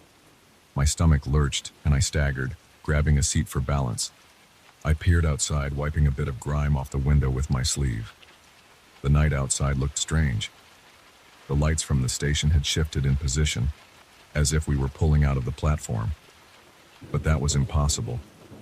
The station was abandoned, and this car was alone. The vibrations intensified. The screeching overhead resumed. Then I heard a distorted voice. It said something like, "Next station," followed by static. I couldn't tell what station name it announced. My hands shook around the pipe, and I felt a wave of nausea. The entire train car lurched forward, and I stumbled into the wall. My phone dropped from my hand, clattering to the floor. When I picked it up, I noticed the time hadn't changed from when I first entered the station. The screen still read the same minute and hour, which sent a fresh jolt of fear through my chest. I looked around for an emergency exit or a lever to stop whatever was happening. I saw an old emergency brake handle near the door at the back of the car. I moved toward it, but the overhead lights flashed and a shadow crossed the aisle. It happened so fast that I only caught a glimpse of a shape. It looked like a person. My breath caught in my throat. I stepped toward the aisle, shining my phone's flashlight into the seats. There was nothing there, but I was sure I'd seen something move. I kept going toward the handle. My steps were shaky, and the rocking of the car made it hard to walk straight. I grabbed the handle and yanked down. It didn't move. I pulled harder, but it felt locked in place. Frustration built in my chest, and I tried once more with all my strength, but it wouldn't budge. Suddenly, the overhead lights blinked, and the corridor filled with a loud thumping noise. It sounded like heavy footsteps running through the aisle, but I couldn't see anyone. I turned in circles, pointing my phone in every direction. Nothing showed up in the beam of light, yet I felt the weight of each footstep vibrating through the floor. I started shouting, demanding to know who was there. Nobody answered. The thumping got louder, then stopped abruptly. My own breaths felt ragged and shallow. I forced myself to move forward, searching for another exit or maybe a hatch in the floor. The seats were all bolted down, but I spotted a narrow door near the corner, possibly leading to some electrical panel. I tried it, but it was locked. I banged the pipe against it and the door dented slightly, but it didn't break open. My senses felt overloaded. The entire car swayed and the windows rattled. The overhead speakers crackled again, announcing stations with muffled voices I couldn't understand. I could feel my pulse in my throat. My temples ached. A strong smell of burning wires seeped in, and I saw smoke drifting from one of the broken light fixtures. I coughed, waving my hand in front of my face to clear the air. My eyes watered, but I refused to stop. I had to keep looking for a way out. I reached the front of the car, near the operator's booth. The door to the booth was closed. I twisted the knob, and to my relief, it opened. Inside, I found a small panel with various dials and switches. The windshield at the front was so dirty I could barely see outside. I wiped a spot with my sleeve and saw darkness rushing by. It felt like the train was speeding through a tunnel. My head spun. I knew we couldn't be in a tunnel. The station was near open fields, but the view through the window showed walls on each side as if we were underground. I ran my fingers across the controls. Most were rusted. A couple of switches moved when I touched them, but nothing happened. There was a small lever labeled power, so I tried pushing it down. The train's lights flickered and the static from the speakers grew louder. I moved it back up and the flickering stopped. My heart was pounding against my ribcage. My stomach felt hollow. I wanted to find a brake or something similar. I only saw an unlabeled red switch near the bottom of the panel. I flipped it, and a loud hiss came from under the floor. The car jolted, and for a second, I thought it might come to a stop. Then it lurched again, throwing me against the operator's chair. I crawled back out into the aisle. My knees felt weak, and I used one of the seat backs to pull myself up. The overhead lights had dimmed, giving everything a dirty yellow glow. Shadows seemed to flicker at the edges of my vision. I kept hearing those muffled voices through the speakers. I held the pipe tightly, moving toward the rear of the car again. My goal was to try the emergency door once more. Maybe it had unlocked. As I inched down the aisle, I noticed movement in the seats. I raised my phone's light. A figure sat there, facing away from me. It wore dark clothing, but I couldn't see the face. My throat went dry, and I almost dropped the pipe. I called out, but the figure didn't respond. I stepped closer, sweat rolling down my back. I tried to see if it was an actual person or a shadow. My phone's light illuminated part of the seat, but the figure was gone.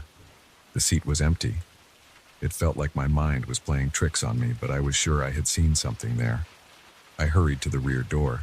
I put my hand on the handle. It turned, and the door opened. My chest flooded with relief. I stepped through and found myself in a small space that connected to the next car, but there was no next car. Outside, I saw absolute darkness. No track, no platform, no lights. Just a void. The wind whipped through, cold and sharp. The train was definitely moving. I shut the door, not wanting to fall into that emptiness. When I turned around to go back into the car, the door behind me slammed shut and locked from the inside. I rattled the handle, cursing under my breath, but it wouldn't open again.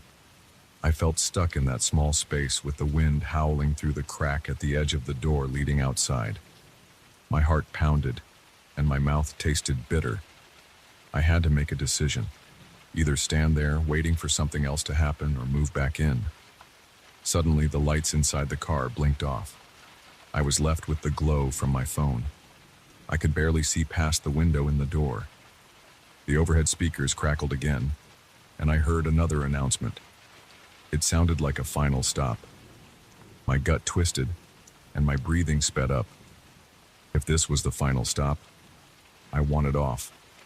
I just needed to find a safe way out without jumping into the darkness. I banged on the door, demanding that it open. I used the metal pipe to pry at the edges. Finally, the latch clicked, and I managed to push it open. I stumbled back into the main car. The seats were now illuminated by a faint green glow from the emergency lights that had switched on. I noticed something odd. The seats were no longer covered in dust. They looked cleaner, as if the train had been in use. My head spun. I walked down the aisle again, checking each row. No shadows, no figures. Then the car lurched one final time and became still. Everything stopped. The vibration, the flickering lights, even the static overhead. I went to the door I originally tried to leave through. I pulled it, and this time it swung open without resistance. I stepped outside onto a platform that looked partially collapsed. The air felt cold. My hands were trembling. I heard a faint screech as the train door slid shut behind me. When I turned back, the car looked battered and old again, just like when I first found it. No glow from inside, no sign of motion. It was just sitting there on the track. I glanced around. The station looked abandoned and silent. My phone screen had updated to the correct time again, hours later than when I first entered. I felt unsteady on my feet, but I managed to walk away from the train car. I glanced behind me a few times, expecting it to move or vanish, but it stayed right there, looking dead and empty. I climbed the ramp back into the main station. When I reached the exterior door, I was surprised it wasn't jammed. It opened easily. Outside, the rain had stopped. The lot was just as broken and dark as when I first got there, but at least I felt safer. I rushed to my car, started the engine, and left. My hands were still shaking as I drove onto the empty road. I kept looking in the rear-view mirror, worried I might see headlights from a phantom train behind me. But there was nothing except darkness and wet pavement. Once I got home, I sat in my car for a long time, trying to steady my breathing. I didn't sleep at all that night. I still have no explanation. The station remains there, locked in its ruin, and that train car is probably still on that track. Sometimes I wonder if it was all in my head, but I felt every bump, heard every echo, and saw every flicker. I've told a few people about it, but they shrug it off. I haven't gone back. I have no desire to see if that train would take me somewhere else again. I'm done with that place. I have enough nightmares. And whenever I hear the faint crackle of static or the sound of distant tracks, I freeze up and remember that long night inside a single haunted train car that seemed determined to move on its own route. I'm not going near it again.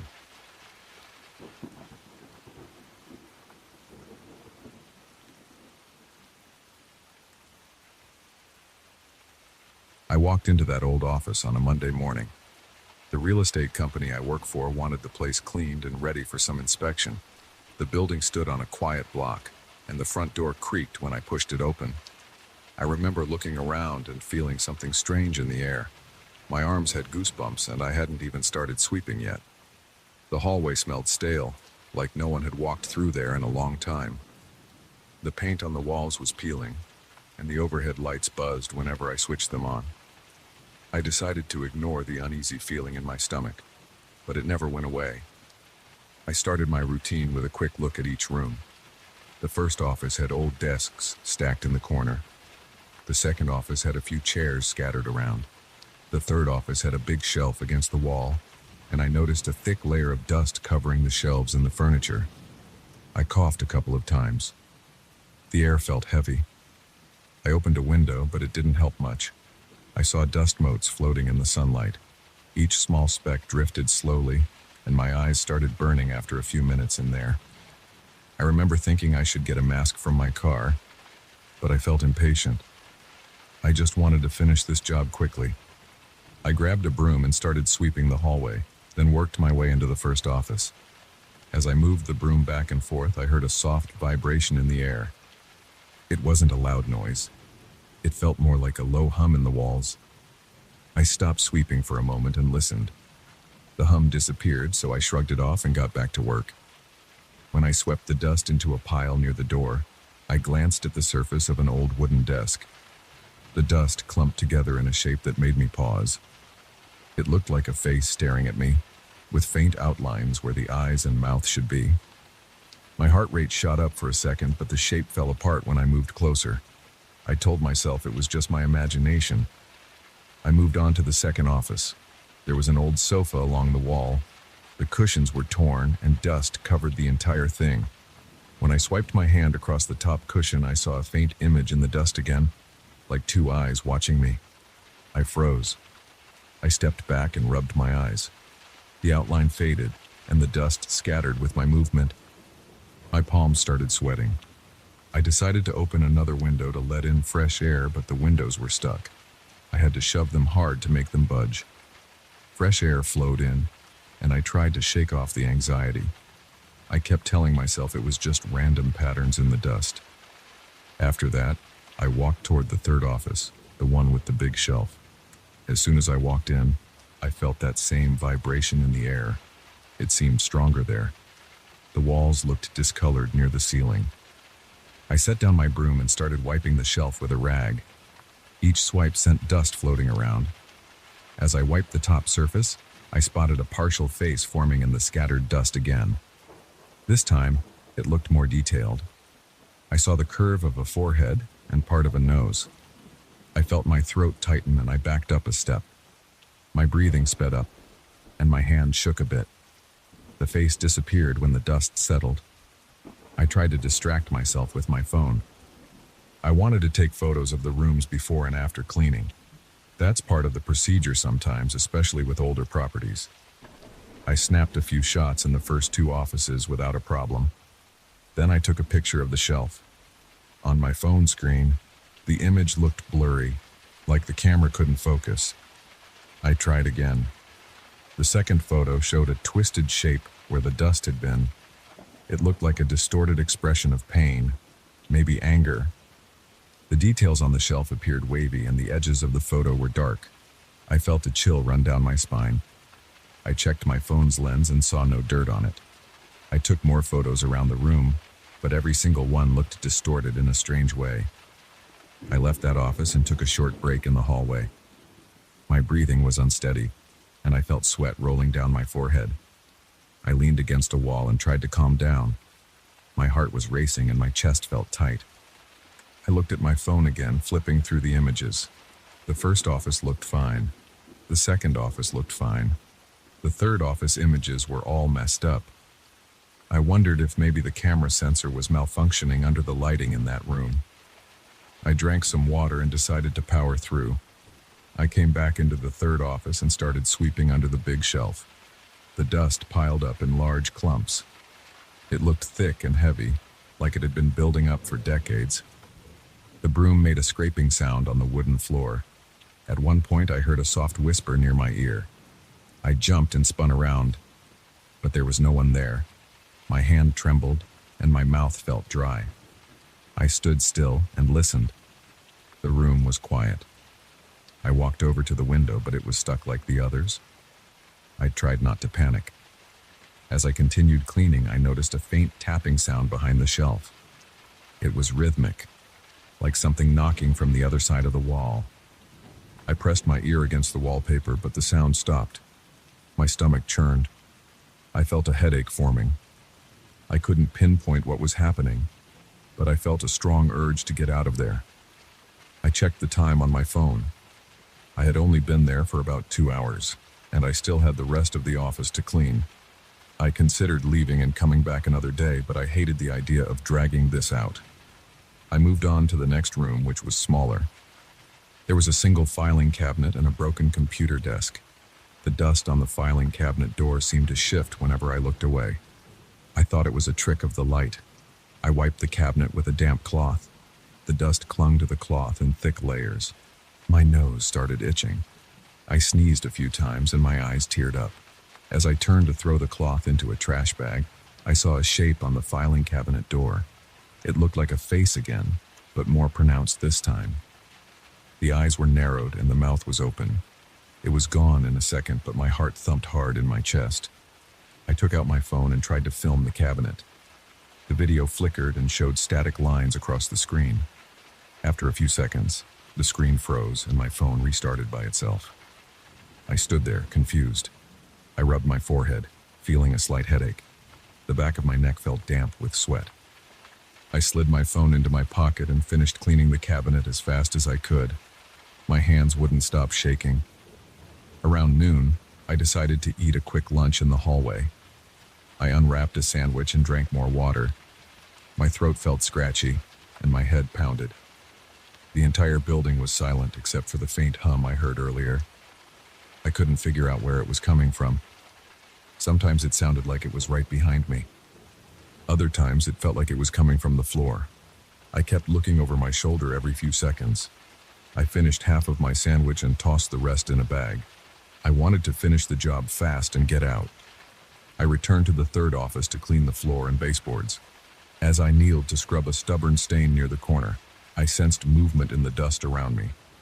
The particles on the floor started shifting on their own, forming small shapes. I leaned closer and they formed a faint outline of a face near my knees. The eyes were slanted and the shape seemed to flicker in place. My chest felt tight and my breathing got shallow. I scrambled back, bumping into the shelf behind me. A few boxes fell off the shelf and hit the floor with a loud thud. Dust rose in a cloud and the entire room felt electrified. My ears rang for a moment. I stood, my legs shaking, and stared at the new dust cloud swirling in front of me. Several shapes formed in the cloud. I saw multiple faces. Some looked angry, others looked sad. All of them seemed to stare at me. My stomach twisted, and I felt a jolt of adrenaline in my arms. I yelled out, "Stop," without thinking, as if I could command dust to stop moving. The shapes flickered and dissolved when the dust settled. I felt a pang of relief, but my skin was clammy, and my heartbeat refused to slow down. I grabbed my phone again, determined to document what was happening. I switched to video mode and aimed at the shelf. As soon as I hit record, I heard static in my earbuds. I had them draped around my neck, not playing music at the moment. The phone's screen glitched with colorful lines. Then a sharp squeal pierced the air. It hurt my ears and I almost dropped the phone. I managed to stop recording, but my phone froze again. I pressed the power button until it rebooted. I checked my gallery, but the video file was corrupted. I couldn't think of a logical explanation for the dust-forming faces or the camera malfunctions. My shoulders felt tense, and my lower back started aching from the stress. I decided I needed to gather my equipment and finish the last few tasks quickly. I ignored the shapes in the dust as best I could. I stopped trying to take pictures or videos. I wiped the surfaces, swept the floors, and stacked a few boxes near the door. Every so often I spotted a flicker of a face in the dust, and each time my heart lurched. My pulse throbbed in my neck. I felt cornered in a place that didn't want me there. I heard another whisper behind me as I emptied a trash bin. The voice sounded like it was breathing right into my ear. I spun around, clutching the bin, but the office was empty. A chill shot across my arms. My teeth clenched, and I muttered, "I'm almost done. That's it." I forced myself to keep moving. The air felt thicker with every passing minute. The faint hum grew louder, and I occasionally caught a soft sigh echoing in the corners. Each time, the hair on my arm stood on end. At one point, I realized I had only one room left to check, a small storage closet in the back. I walked in and flicked on the light. The bulb flickered overhead. The closet smelled musty. There were old shelves covered in dust, a few broken chairs, and some sealed boxes. I started sweeping the floor. The dust formed a small pile, but I kept my eyes on it, worried I'd see another face. I did. It appeared near the top of the dust pile, a quick flicker of a mouth twisted in anger. My breathing got shallow, and I slammed the broom handle down. The shape scattered. Suddenly, the overhead bulb went out, leaving me in near darkness. I stumbled forward and nearly tripped over a box. I fumbled for my phone's flashlight. When I turned it on, I saw dust swirling in the beam. I moved the light around and the dust drifted slowly to the floor. I felt dizzy, like the air was pressing in on me. I hurried out of the closet. My shirt was damp with sweat. My legs felt weak. The hum in the wall sounded louder in that narrow space. It vibrated through my bones. I returned to the hallway and slumped against the wall. My breaths were shallow, and my mouth tasted bitter from the stress. I told myself I had done enough cleaning. The important areas were handled. I gathered my supplies, shoved them into a bag, and headed for the exit. As I reached the front door, I looked over my shoulder one last time. The corridor stretched out behind me, dimly lit. I saw a small swirl of dust near the far end, and it looked like a partial face. I heard a quiet sigh echo through the hallway.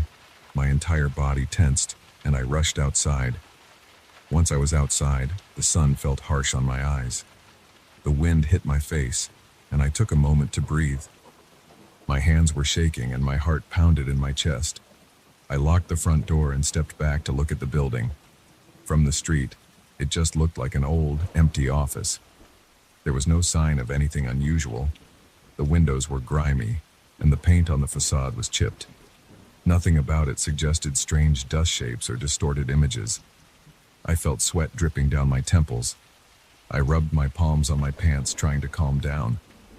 I got in my car and cranked the AC. My phone finally worked normally outside. I glanced at the photos again. The ones from the first two offices still looked fine. The ones from the third office showed those warped shapes and angry expressions. No matter how many times I looked, I couldn't explain them. I felt a sense of relief being away from that place, but I also felt a lingering tension in my gut. Something in that old office felt awake, like it didn't want anyone disturbing it. I realized I didn't care about a logical explanation anymore. I just wanted to stay away from that building. My entire body was sore, and my eyes burned. On the drive back, I kept checking my rearview mirror. I half expected to see faces forming in the dust on my dashboard, but the car stayed normal. My breathing eventually steadied, but my muscles remained tense the whole ride. When I got home, I left my cleaning supplies in the trunk and went straight for a shower, hoping the hot water would wash away that feeling of being watched. I stared at the bathroom tiles and replayed everything in my mind. I decided I would talk to my boss the next morning and maybe get someone else to handle any remaining cleaning tasks. I never went back to that old office. I finished my report, turned over the keys, and told my boss that place was ready for inspection. I didn't tell him about the faces or the weird camera distortions. I just said it was dusty and the lighting was poor. I didn't want any questions. Sometimes I look at those photos on my phone and wonder what was really happening in there. I still can't figure it out, but I remember the feeling of that dust shifting on its own. I remember the whispers, the tapping inside the walls, the low hum in the air, and the strange shapes that appeared every time I tried to clean. I can't shake the thought that there was something in that building, something old and restless, and that my cleaning disturbed it.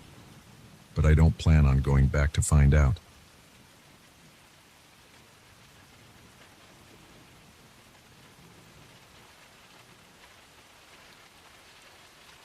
I still remember the first time I saw those shapes on the shower curtain. I was in a hurry that morning, trying to get ready for work in my new apartment, and I noticed these strange, abstract lines scattered across the plastic. At first, I didn't think much of it. It looked like something a bored person might draw with a permanent marker, random swirls with no purpose. But something about those markings stayed in my head. I felt a slight shiver when I passed by them to grab my towel. I didn't know why. I told myself it was just a draft from the window. I had moved into this small apartment the day before. It was all I could afford after I changed jobs and had to relocate.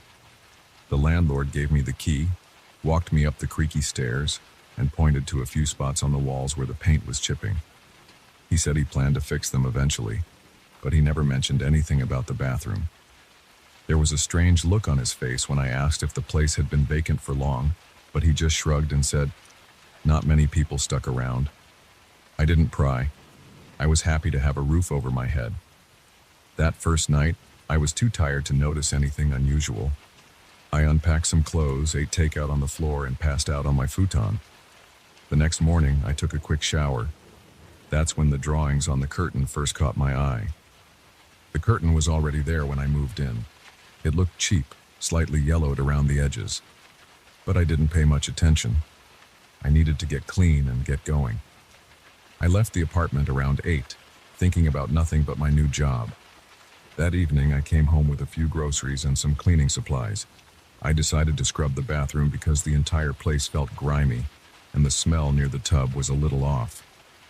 It wasn't rotten, but there was a stale odor like old mop water. I took the shower curtain down. I carried it into the hallway because I wanted to see if it was worth cleaning or if I should just toss it and buy another one. The abstract drawings were all over the plastic, front and back. Some lines were thick and spiraled into clusters. Others were thin and jagged. When I moved the curtain under the light, I thought I saw faint shapes hidden behind the bigger lines. It reminded me of scratch marks. I felt unsettled, but I shrugged it off and decided it wasn't worth the hassle. I put the curtain in a plastic bag and tossed it in the dumpster out back. The next morning, I woke up to a chill in the apartment.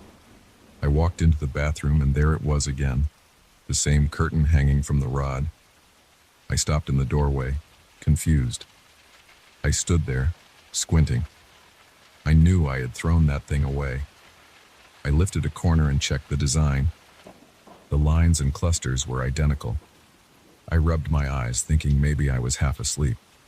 I checked the shower rod. It wasn't new. It had the same old rings, some of them rusted. I pulled the curtain down and inspected it.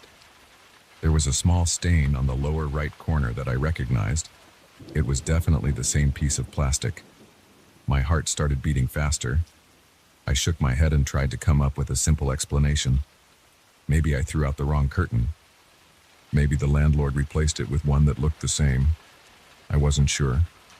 I felt uneasy, but I told myself I was just overreacting. I decided to go buy a brand new curtain. I drove to a nearby store that afternoon, bought a plain white one, and brought it back. I removed the old curtain again, rolled it up, and threw it in the dumpster. I hung the new one, then double-checked the door was locked. I didn't want anyone sneaking in to switch curtains for some weird prank. That night I was restless. I heard odd creaking sounds in the apartment, which I assumed came from the pipes or the old floorboards. Around 2 in the morning I felt a draft, so I got up to close the bathroom window. I flipped on the light. The old curtain was back. My new white curtain was gone. I stood there staring at it. A chill spread from my spine to my arms. My mouth went dry, and my heart pounded.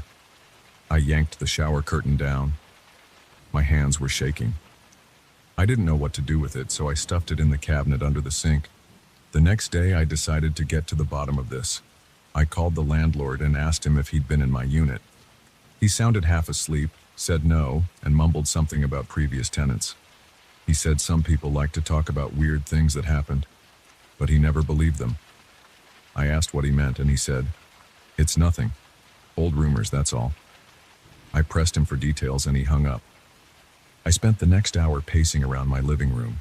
Finally, I went down to the basement where there were some old storage rooms. I thought maybe I'd find some leftover junk from the previous tenant that could explain all this. I found boxes of old newspapers, a few old chairs, and some dusty lamps. No sign of anything that looked connected to my shower curtain. Over the next few days, I tried to ignore the problem. I used the new curtain I'd bought, but whenever I showered, I felt uneasy. I noticed odd shadows on the walls. I noticed the temperature in the bathroom felt colder than the rest of the apartment. One night, I saw a flicker of movement through the steam. I jerked around.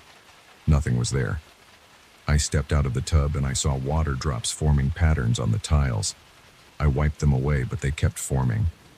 My skin felt clammy, and I kept glancing at the cabinet under the sink. I knew that old curtain was still in there. A few nights later, I couldn't sleep again. Around midnight, I decided to grab the old curtain and check it carefully. I wanted to see if there was a name or a signature. I turned on every light in my living room and spread the curtain on the floor. I got down on my knees and ran my fingertips along the surface. The lines were slightly raised. Then I noticed something new. When I breathed on it, Sections of the design became clearer.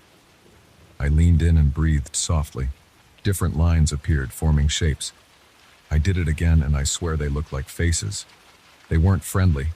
Their eyes were empty, and their mouths were wide, like they were screaming in silence. My body tensed up. A surge of panic kicked in. I folded the curtain fast and shoved it back under the sink. The next morning, I woke up feeling drained. My arms felt heavy, and my head pounded. I stumbled into the bathroom to splash water on my face. The air was cold. I turned the hot water on, letting the sink fill. That's when I noticed the new curtain was gone again. Instead, the old curtain was back on the rod. Steam rose from the sink, and I saw the lines shift on the plastic like they were alive. I backed out, turned off the faucet, and closed the bathroom door. I took a few deep breaths and opened the door again. The lines were still there, but they weren't moving. I felt lightheaded. I needed fresh air, so I grabbed my coat and left for a walk. I ended up at a local cafe. While sipping coffee, I looked up any history about the apartment building. I found a few references on a local forum. One person mentioned a tenant who used to talk about washing spirits away in that building. Another person claimed they heard weird sounds in the pipes whenever they turned the hot water on. I scrolled through old posts until I came across a rumor that someone had practiced spiritual washings in the exact apartment I was renting. There weren't any graphic details, just talk of rituals in the bathroom. I felt a cold sweat on my forehead. My stomach felt tight. I realized I had to figure out a way to get rid of that curtain for good. I went back home with a plan. I wrapped the curtain in thick plastic, taped it up, and stuffed it in a large trash bag. I took that bag outside, walked a few blocks, and threw it in a public dumpster near some stores. I made sure it was buried under other trash. Then I went back to my apartment and locked the door. That night, I tried to calm myself by watching TV and avoiding the bathroom. When I finally went to bed, I left the lights on in the hallway. The next morning, I took a step into the bathroom. My heart skipped a beat. The curtain was back again, hanging from the same hooks. This time, though, I noticed something else. The faces were clearer. They had more detail around the eyes and mouths. I saw deep lines on their foreheads.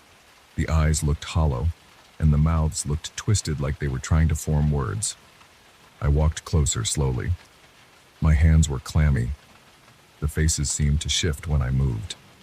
I leaned in, and I swear one face turned slightly toward me, as though it was following me with its hollow gaze. I stumbled back, nearly slipping on the wet tile.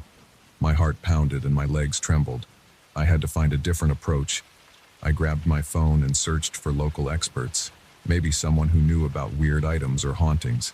I found a name mentioned in a thread about spiritual cleansing. It was an older man who lived a few miles away. I called him, but nobody answered. I kept trying until he finally picked up. He sounded annoyed, but listened to my problem. He told me I should leave the apartment if I was smart. When I insisted, he told me I'd need to finish what was started. I pressed him to explain, but he just said those faces were stuck, still needing release. He said I might have to confront them directly with hot water and steam.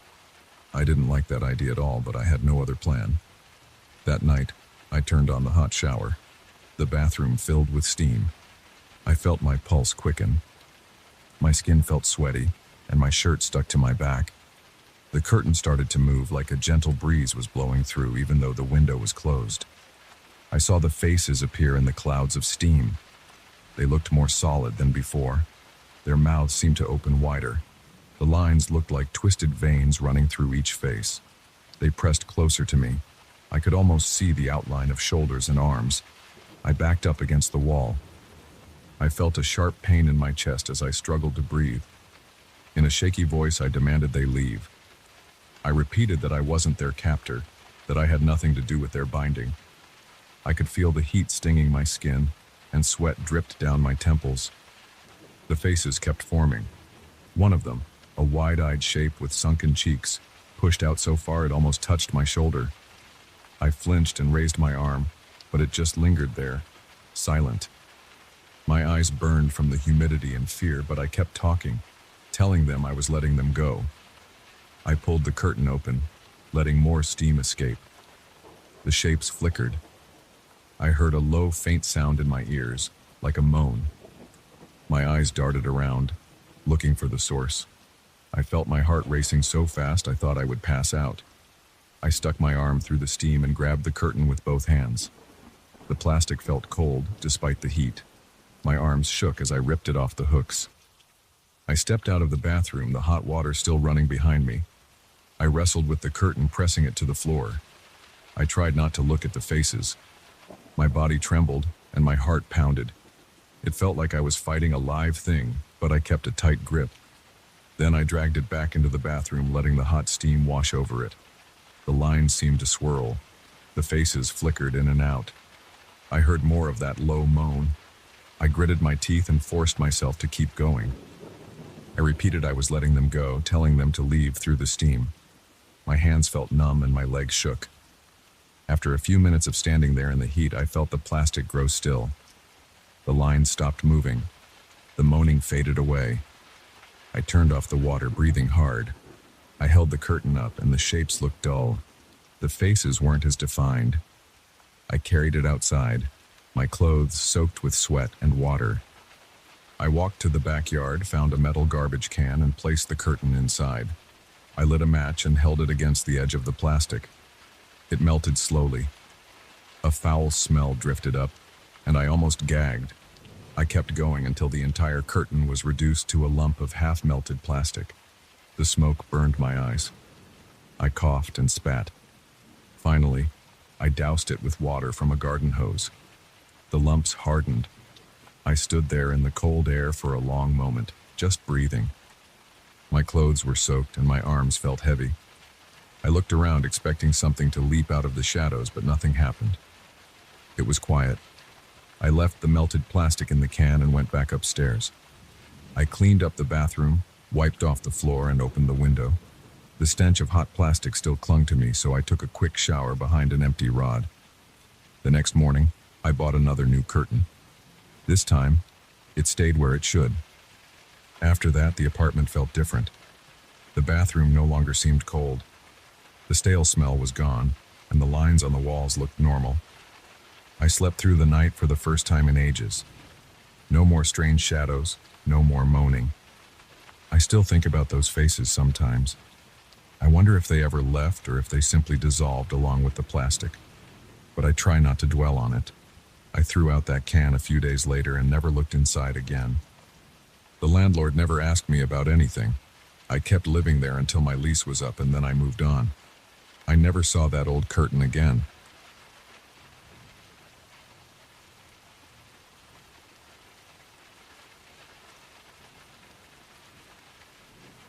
I moved into this place because it had a built-in studio in the basement. The listing showed photos of weird old instruments lining the walls. I'd never seen a property quite like it before. I felt this pull to check it out in person. I needed extra space for my amateur recordings. It seemed perfect. The house itself looked normal from the outside. 2 stories, chipped paint, and a small yard with untrimmed bushes. But the real highlight was the studio in the basement. I didn't pay attention to the faint smell of damp wood or the flicker of the overhead lights. I was too excited about the equipment. Once I stepped inside the studio, I realized the photos hadn't captured everything. There were instruments I couldn't even name. Some looked like old string instruments from distant countries. A few were brass but shaped in ways I'd never seen before. One corner had something that looked like a small organ. There were also drums with cymbals carved into their shells. Everything smelled like dust and old varnish. There was a set of guitars hanging on the wall, and each had a distinct look. One had a fretboard made of some dark wood, and the body looked uneven, as if someone carved it by hand. Another had strange metal inlays along the neck. I remember running my hand over its strings and feeling a kind of static under my fingertips. It was barely noticeable, so I thought it might just be static electricity in the dry basement air. I brought in my own gear the next day. I had a basic laptop, an audio interface, and a few microphones. I also dragged in some cables, stands, and a small keyboard I'd saved up for. I wanted to test everything right away, so I plugged in one of the old guitars and strummed a simple chord. The sound that came through my headphones felt oddly layered. I heard my chord, but I also heard this faint, dissonant echo. I took the headphones off and listened to the room itself. The same strange echo repeated for a moment, like a barely audible whisper. It made the hairs on my arms stand up, but I shrugged it off. I thought maybe the room was bouncing sound in an odd way. Over the next few days, I explored more of the studio. I tuned up some of the other stringed instruments. There was a small harp-like contraption that sat on a table near the corner. Its strings were thin and they produced a quiet, fragile tone. While I was tightening the pegs on it, I kept hearing a slight hiss behind me. Whenever I turned around, there was nothing there. The overhead light stayed on and it buzzed softly. I told myself I was just paranoid. New house, new sounds. It took time to get used to it. But in the back of my mind, I knew something felt off. One evening, I decided to record a short improvisation. I set up a microphone, pressed record, and started playing that weird harp-like instrument. The melody was a little rough. I was still figuring out how to hold my hands on those strings. But about halfway through, I heard a low whisper through my headphones. I stopped and looked around. The basement was empty.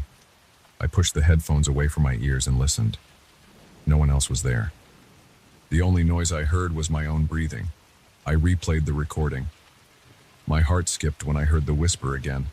It was faint, but I could tell it formed some sort of note that matched the melody I had been playing. It almost sounded like a voice singing along in a rough, scratchy tone. I didn't know if it was a technical glitch or something else. My mind started racing with logical explanations. Maybe I had some interference in the cables. Maybe there was a short in the mic. I told myself I'd switch out the mic and try again the next day. I woke up early and went back down to the basement. The air felt heavier than before, like there was a stale smell hanging around the instruments. I tested another mic, and I also tested a different audio interface. I picked up a small drum this time, a little hand drum with a thick hide. I tapped on it a few times. The tone was hollow, resonant, and had a slight ring to it. It sounded normal at first, but after I started a steady beat, I noticed the same kind of whisper in my headphones. It was quiet, almost hidden by the drum, but it was there, matching each thump with a barely audible hum. I felt my palms sweat, my heartbeat sped up, and I could feel this sharp tension in my shoulders. My throat got dry. I stopped playing. I turned off everything, stepped outside the studio and took a few deep breaths. I tried to calm down. Then I grabbed my phone to listen back to the recording. Sure enough, there was a faint voice behind the drum. The sound gave me chills. It felt like someone was standing right next to me, mumbling a half-formed melody. That evening, I started thinking about whether I should stay in this house at all, but I'd already signed the lease. I was stuck here for at least a year. Over the next week, I noticed other odd things. The instruments, especially the guitars, always seemed a little more in tune whenever I walked into the studio. I'd leave a guitar slightly out of tune on purpose, but when I came back, it was perfect. I thought maybe I was forgetting that I'd tuned them. I also heard faint squeaks and creaks at night, like something was moving around in the basement. I kept the studio door locked, but I still heard these random sounds. One night, I woke up to the faint strum of a chord. I ran downstairs with a flashlight, but found nothing unusual. The guitars were still on the wall hooks. The keyboard was off. The basement lights were out, so I flipped them on, looked around, and saw no sign of anyone. But the air had that heavy feeling again. I decided to try to capture some video footage. I set up a camera in the corner of the studio, pointed at the instruments. I left the lights on low and hit record. I went to my bedroom, closed the door, and tried to sleep. In the morning, I checked the footage. For the first hour, nothing happened. Then, around 2 a.m., I saw a slight flicker on camera. It was a small shift in the lighting near the old organ. The shadows around it seemed to move like someone brushed by, but there was no shape or figure. Right after that flicker, a few instruments on the wall started to vibrate. The guitar strings quivered as if they were plucked by invisible fingers. Then everything went still again. My stomach churned. I felt a cold sweat break out on my forehead. It was real. I wasn't just imagining it. I spent most of that day pacing around my living room, trying to decide what to do.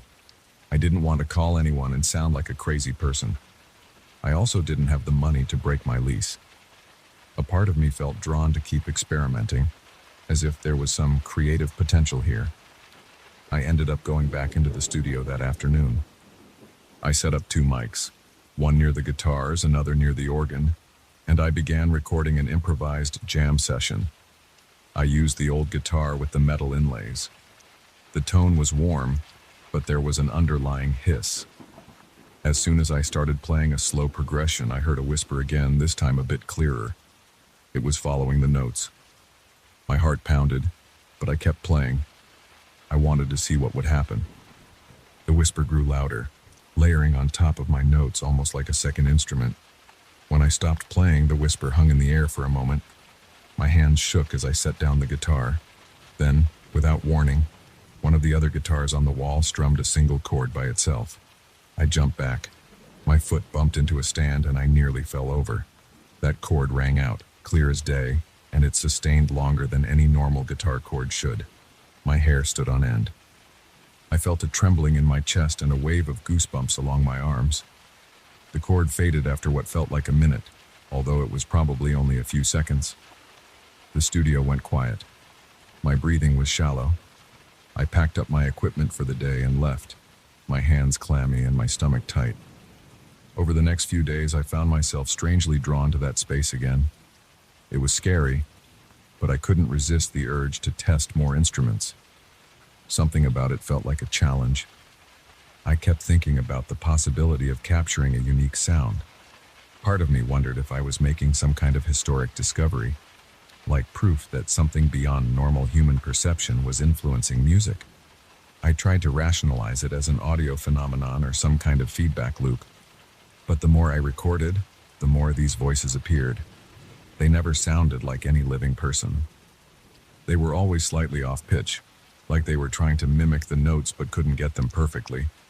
One night, I was playing that small harp-like instrument again when I noticed that multiple voices were joining in. They were quiet, but I could hear at least 3 distinct tones. They moved in and out of harmony, creating this eerie chord progression. My breath hitched. My fingers felt stiff, but I forced myself to keep plucking. I wanted to hear the pattern. I thought maybe it would fade out if I stopped. The voices grew in volume, pressing against my ears, almost drowning out my own playing.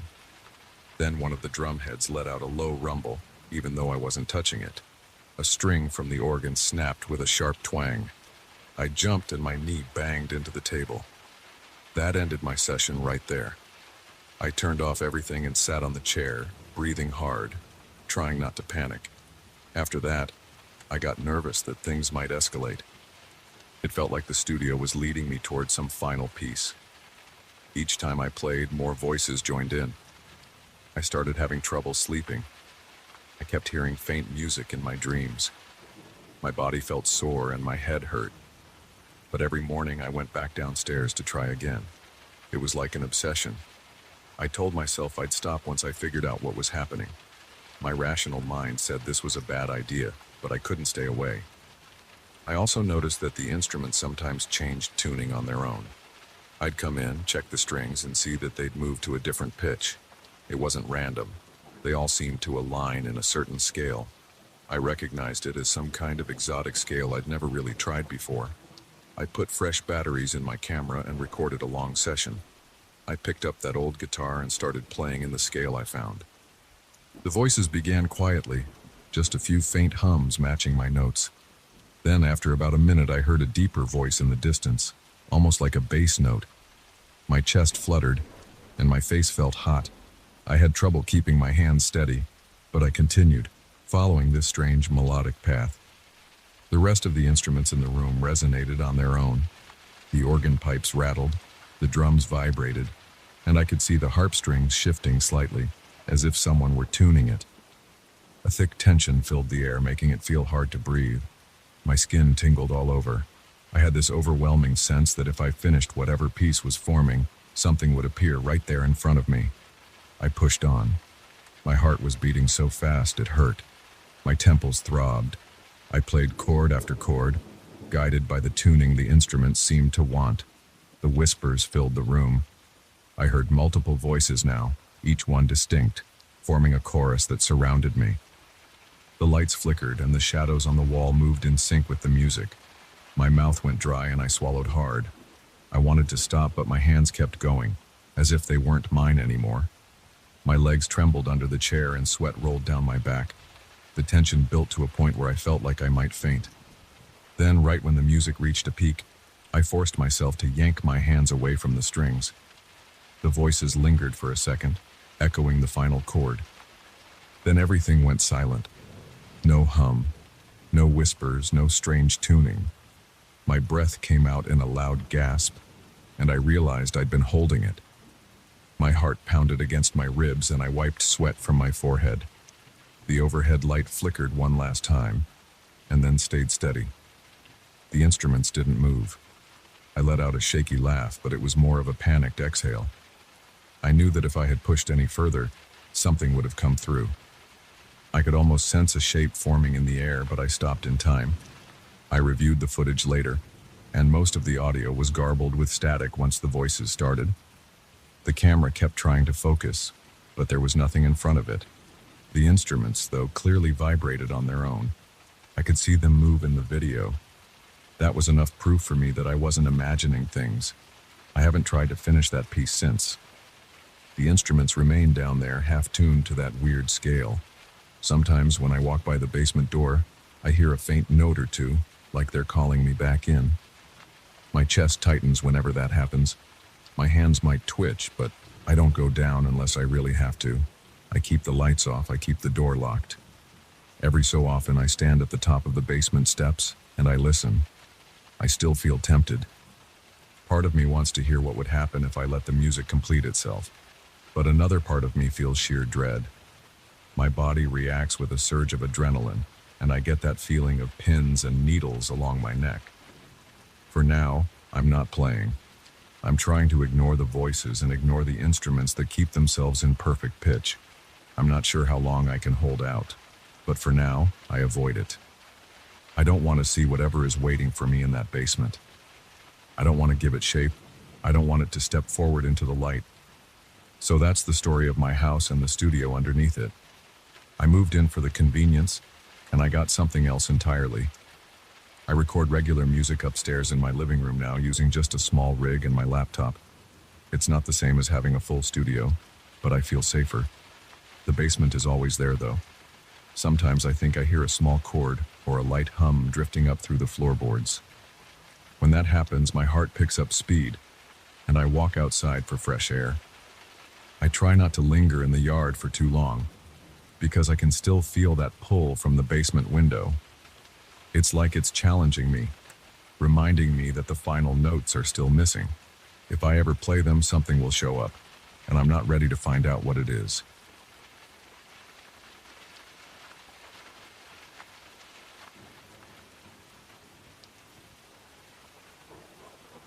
I still remember the first time I walked into that basement. I didn't feel any wind on my face, but I heard these tiny bells rattling against each other. It was the kind of sound that makes you pause and check if you're imagining it. I wasn't. The noise came from the ceiling where dozens of bells hung from old wooden beams. Some were brass, some were steel, others looked like ceramic. They were spaced at random intervals, clinking and chiming in odd rhythms that made no sense to me. I stood at the bottom of the stairs holding a flashlight, scanning the darkness for any sign of movement. There was nothing but those bells and the unsettling echoes they produced. My heart pounded. My palms felt clammy. I felt a dull pressure in my chest, like the air itself pressed down on me. My reason for being there was simple enough. I was helping a friend, a collector of antiques, who needed someone to sort and catalog items stored in that basement. He told me the place had an odd vibe, but reassured me there were no rats or insects. He just said it felt off. I stepped into that space with a clipboard, ready to write down the condition of each piece, how many items there were, and if anything needed cleaning or repair. The basement walls were concrete with no windows. The overhead bulbs worked, but the lighting was weak, casting weird shadows across the beams. I could see the outline of each bell, some large enough to fill my palm, others as small as a thimble. All were suspended from hooks or strings. None looked dusty, which was strange for a basement filled with old furniture and crates. They looked polished, as if someone had been taking care of them. I did my best to ignore the bells at first. I wrote down the condition of a few pieces of furniture, opened a crate to see what was inside, and found nothing interesting there, just old plates. When I moved to the next corner, I heard a clear ring overhead. I froze. It sounded like one of those fancy restaurant bells, the kind you tap with your finger. But I hadn't touched anything. No breeze came through. I stood still, listening. The bell rang again. Then a second bell joined in with a higher pitch. I looked up and saw two bells swinging gently, as if a light gust had moved them. But I didn't feel a thing on my skin. That first night, I tried to shrug it off. I kept telling myself it was just some weird draft. Maybe the ventilation system was on, or maybe the temperature changes caused some airflow. But as I stood there, the bells started ringing in a pattern. It wasn't random. I heard 3 rings, a pause, then 1 ring, another pause, then 2 rings, then another pause. My heartbeat sped up. I glanced around to see if maybe someone was pulling a trick on me. But I was alone. My eyes scanned every corner. Nothing moved, except for those 2 bells still swinging in that slow, deliberate motion. I spent another hour in the basement that night. The bells settled eventually, and I finished my work as best I could. My breathing felt shallow the entire time. My shoulders were tense. When I headed upstairs, I closed the basement door behind me with a little more force than I intended. My friend asked me how it went, and I said it was fine, but that basement gave me a weird feeling. He said he wasn't surprised. I remember he looked a bit uneasy, but he didn't say anything else. He just told me I could come back the next day to keep working. That next day, I arrived in the late afternoon. The sun was still out, so I felt a bit more comfortable. I went straight to the basement, but this time I paid close attention to the ceiling. I wanted to understand how these bells were arranged. I saw thin wires running across some beams. Other bells hung from fishing lines or thick cords. No 2 bells looked the same. Some had tiny inscriptions I couldn't read. One looked like it was made of some dark metal with dents and scratches. Another seemed to be some kind of silver alloy. They all had different shapes, some elongated, others round. While I examined them, I noticed a small shelf near one of the columns. There were old notebooks there, stacked with care. I picked one up and flipped through the pages. They were full of symbols and sketches of bells. I saw lines that looked like wave patterns and random letters that formed no words. At the top of one page, there was a heading, Communication Attempt Number 7. That made me pause. I flipped more pages and saw references to spirits and contact on the other side.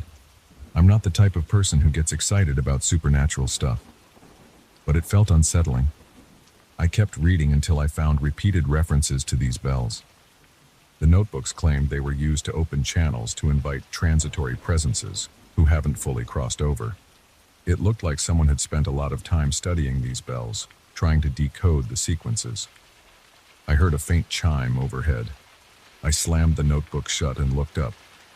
Nothing moved. My nerves were on edge. I put the notebook back on the shelf and tried to focus on my task. But the more I stayed in that basement, the heavier the air felt. My chest got tight again. I decided to wrap up quickly and leave. I only recorded a few items before I shut off the lights and climbed the stairs. I told my friend I had to go home early. He didn't ask questions. He just looked at me with concern and said we could talk later. That night I couldn't sleep well. My mind replayed those bells. I woke up in a cold sweat around 3 a.m, my heart racing. I sat on the edge of my bed, trying to calm down. My thoughts wandered to those notes. Communication, spirits, transitory presences. I kept telling myself it was all nonsense, that there had to be a reasonable explanation, but I couldn't shake the unease. The next day I returned to the house with a plan. I would stay in that basement late into the night and see if I could figure out what was causing the bells to ring. I didn't tell my friend my plan. I just said I would be working late. I went down after dinner, armed with a flashlight, a voice recorder, and a notepad. I set my phone to record audio too. The basement was quiet for the first hour. I shuffled some crates around, checking for any drafts or hidden vents. I saw no evidence of any mechanical device or strings that might move the bells. The place looked totally normal, aside from the weird arrangement on the beams. I was about to give up, thinking maybe the bells wouldn't ring that night when I heard it. A single, soft ding to my left. I turned my flashlight and saw a small brass bell swaying back and forth. A chill ran up my arms. I walked over, looked at it, and felt no breeze or temperature change. The bell slowed to a stop. I stepped back and waited. Another bell, slightly bigger, rang on the opposite side of the room. My chest tightened. I felt sweat forming on my forehead. I wiped it away and forced myself to remain calm. I clicked the record button on my phone. The bells began chiming again. There was a pattern: 3 short rings, a pause, 1 long ring, another pause, 2 short rings. It repeated.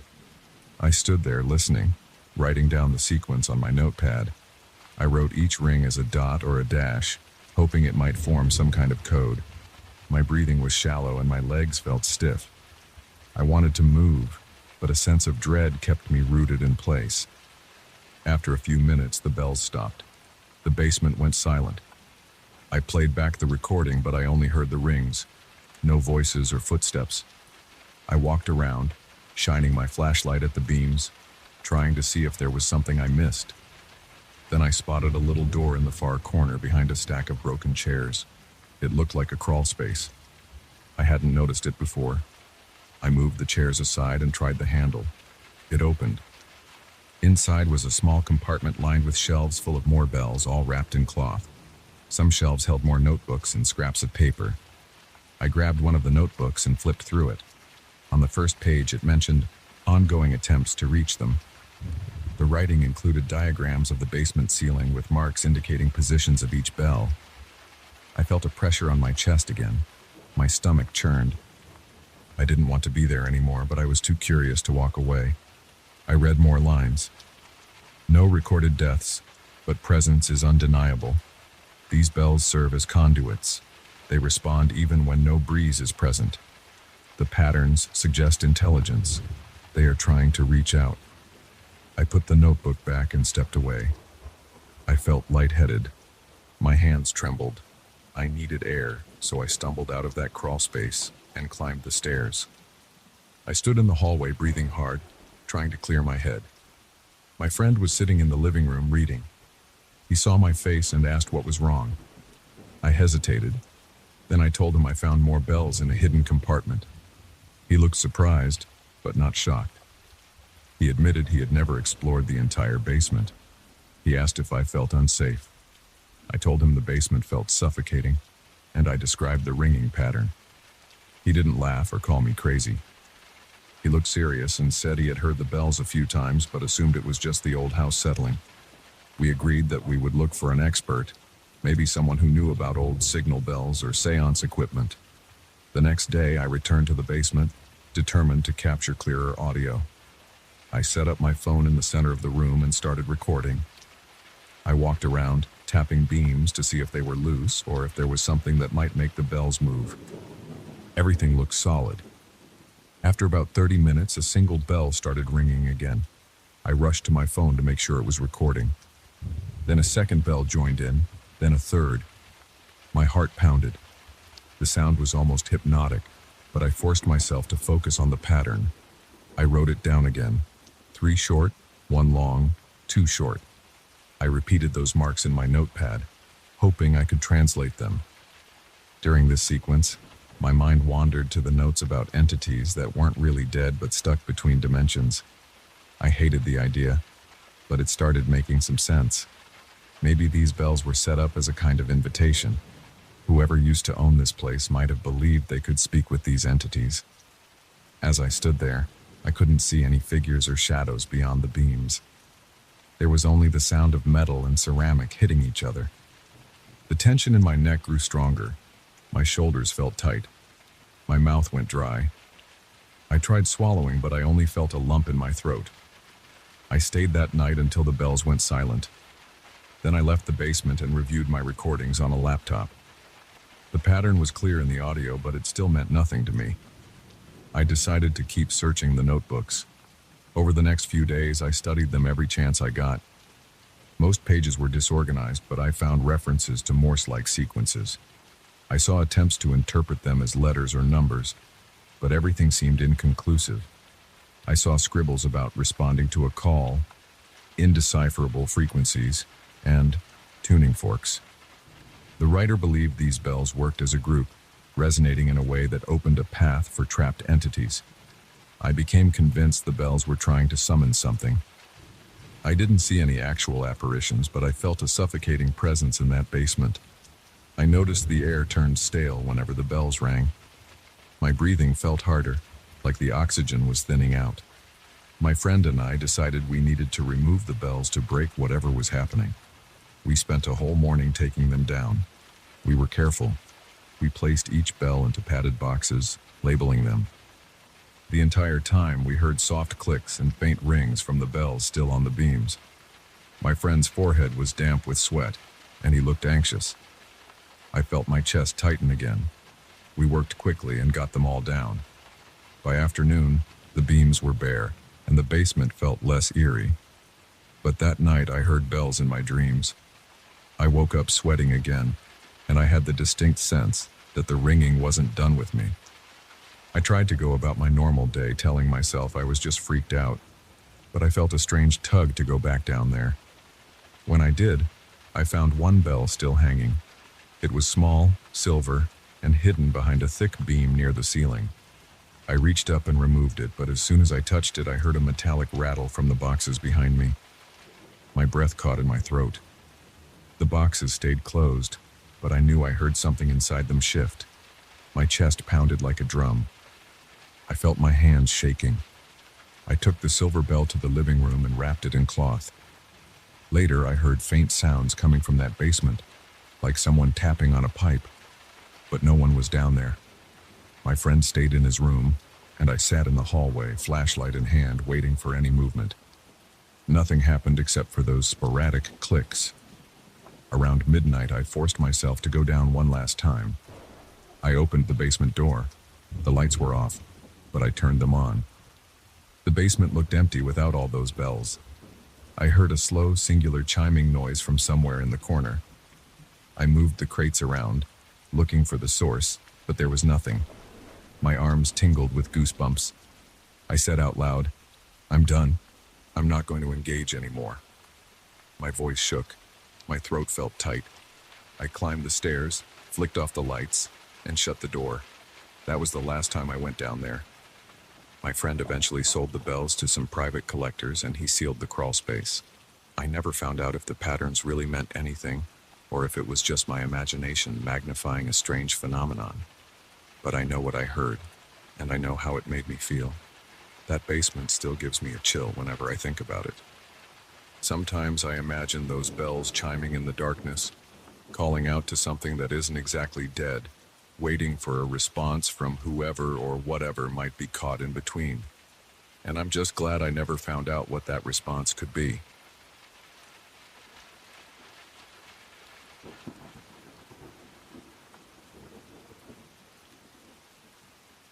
I never expected to find something so unsettling in a place that looked so ordinary. I had just moved into a new apartment, hoping for a fresh start. The rent was decent, the location worked with my job, and the layout seemed fine at first glance. I saw it once before signing the lease, and nothing looked unusual. The furniture was a bit old, and there was a guest bedroom that I assumed I would barely use.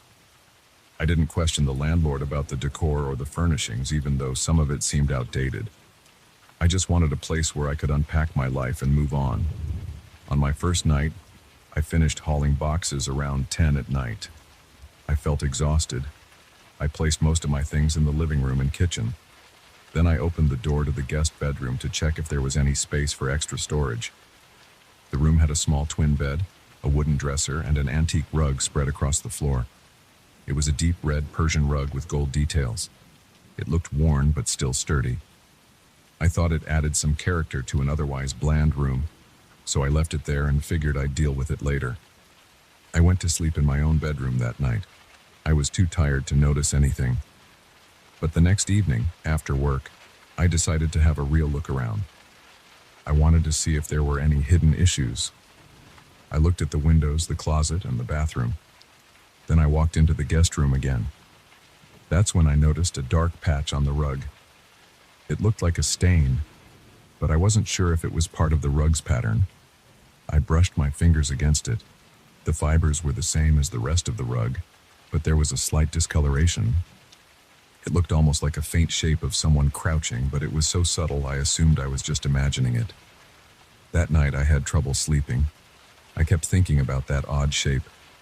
I forced myself to ignore it, blaming my overactive mind. Around midnight, I woke up feeling anxious. I heard a soft creaking noise like gentle footsteps or a slow shuffle in the hallway. My apartment has wooden floors, so any movement can cause a creak. I sat up in bed and listened. I couldn't see anything in the dark. My skin prickled, my heart pounded. I was sure someone was there. Then the noise stopped. I felt silly and laid back down. The next morning, I checked the hallway for any sign of footprints or weird marks, but I found nothing. I spent the day trying to focus on my job. I work from home sometimes, so that evening I stayed in the living room with my laptop. At around 7, I realized I needed something from the guest room, a box of old files I had placed in the corner. When I walked in, my eyes went straight to the rug. That same patch looked darker. I turned on the overhead light to see it better. It looked like the shadow of a person leaning forward. The edges of the stain seemed blurry, but the middle was more defined. It unnerved me. My throat went dry. I tried to rationalize it. Maybe it was just the lighting, or maybe the rug was dirty in that spot. I kneeled to get a closer look. I couldn't smell anything strange. The rug felt normal. I pressed on it. It wasn't damp. I decided to ignore it and grabbed my box of files. When I left the room, I felt a weird urge to look back. Something told me not to turn around, but I did anyway. The patch seemed to have a slight outline of an arm. I felt a jolt in my chest. I closed the door. Later that night, I heard a tapping sound in the hallway. It was faint, like someone tapping fingernails against wood. My heart started racing. I stood up from the couch and walked to the hall. It went silent. I checked the front door, but it was locked. My windows were closed. I stepped closer to the guest room door, thinking maybe an open window in there caused some movement. The door was shut, and I didn't see any light under the frame. I reached for the knob. My hand shook. I told myself I was being ridiculous, so I turned the knob and opened the door a crack. I flicked the light on. Nothing jumped out. The bed was where I left it. The dresser was the same, and the rug was in the middle of the floor. The only difference was that the shape on the rug looked a bit bigger, almost like a crouched figure with a faint line around where the head would be. I stayed in the doorway, too nervous to step inside. Then I heard the tapping sound again, except it seemed to come from the rug itself, like something inside it was scratching to get out. My throat tightened. I closed the door and backed away. I spent that night on the couch, with the TV turned on for some background noise. I wanted to drown out every small creak and shuffle. When I finally drifted off, I had a dream about something calling me from across the room. The voice was muffled. My chest felt heavy. I saw a shape on the floor beckoning me. I woke up with a jolt, breathing hard. I was covered in sweat. The apartment was quiet, but I felt watched. By the next day, I decided that rug had to go. I rolled it up and dragged it into the hallway. It felt heavier than I expected, almost like it didn't want to move. My arms strained, my shoulders burned. I finally got it out into the main corridor. I left it there and went back into my apartment. A few hours later, I heard a scraping sound. I looked through the peephole and saw the rug shifted a foot closer to my door. That didn't make any sense. Nobody else on the floor had come by. I would have heard them. Yet there it was, closer than before. My stomach twisted. My breathing got rough. I grabbed my keys and decided to drive the rug to the dump that afternoon. I wouldn't even try to sell it. I just wanted it gone. I dragged it down the hallway and into the elevator. I drove to the nearest waste facility. When I tossed the rug onto a pile of trash bags, I felt a weird twinge of guilt, like I was abandoning something that belonged to me. I shook that off. I went back home, trying to feel relieved. I thought that was the end of it. But that night, as I sat on my couch, I heard that quiet, dragging sound again. It was in my hallway. My legs felt weak, and a chill slid up my spine. I walked to the door, trembling. The knob felt cold in my hand.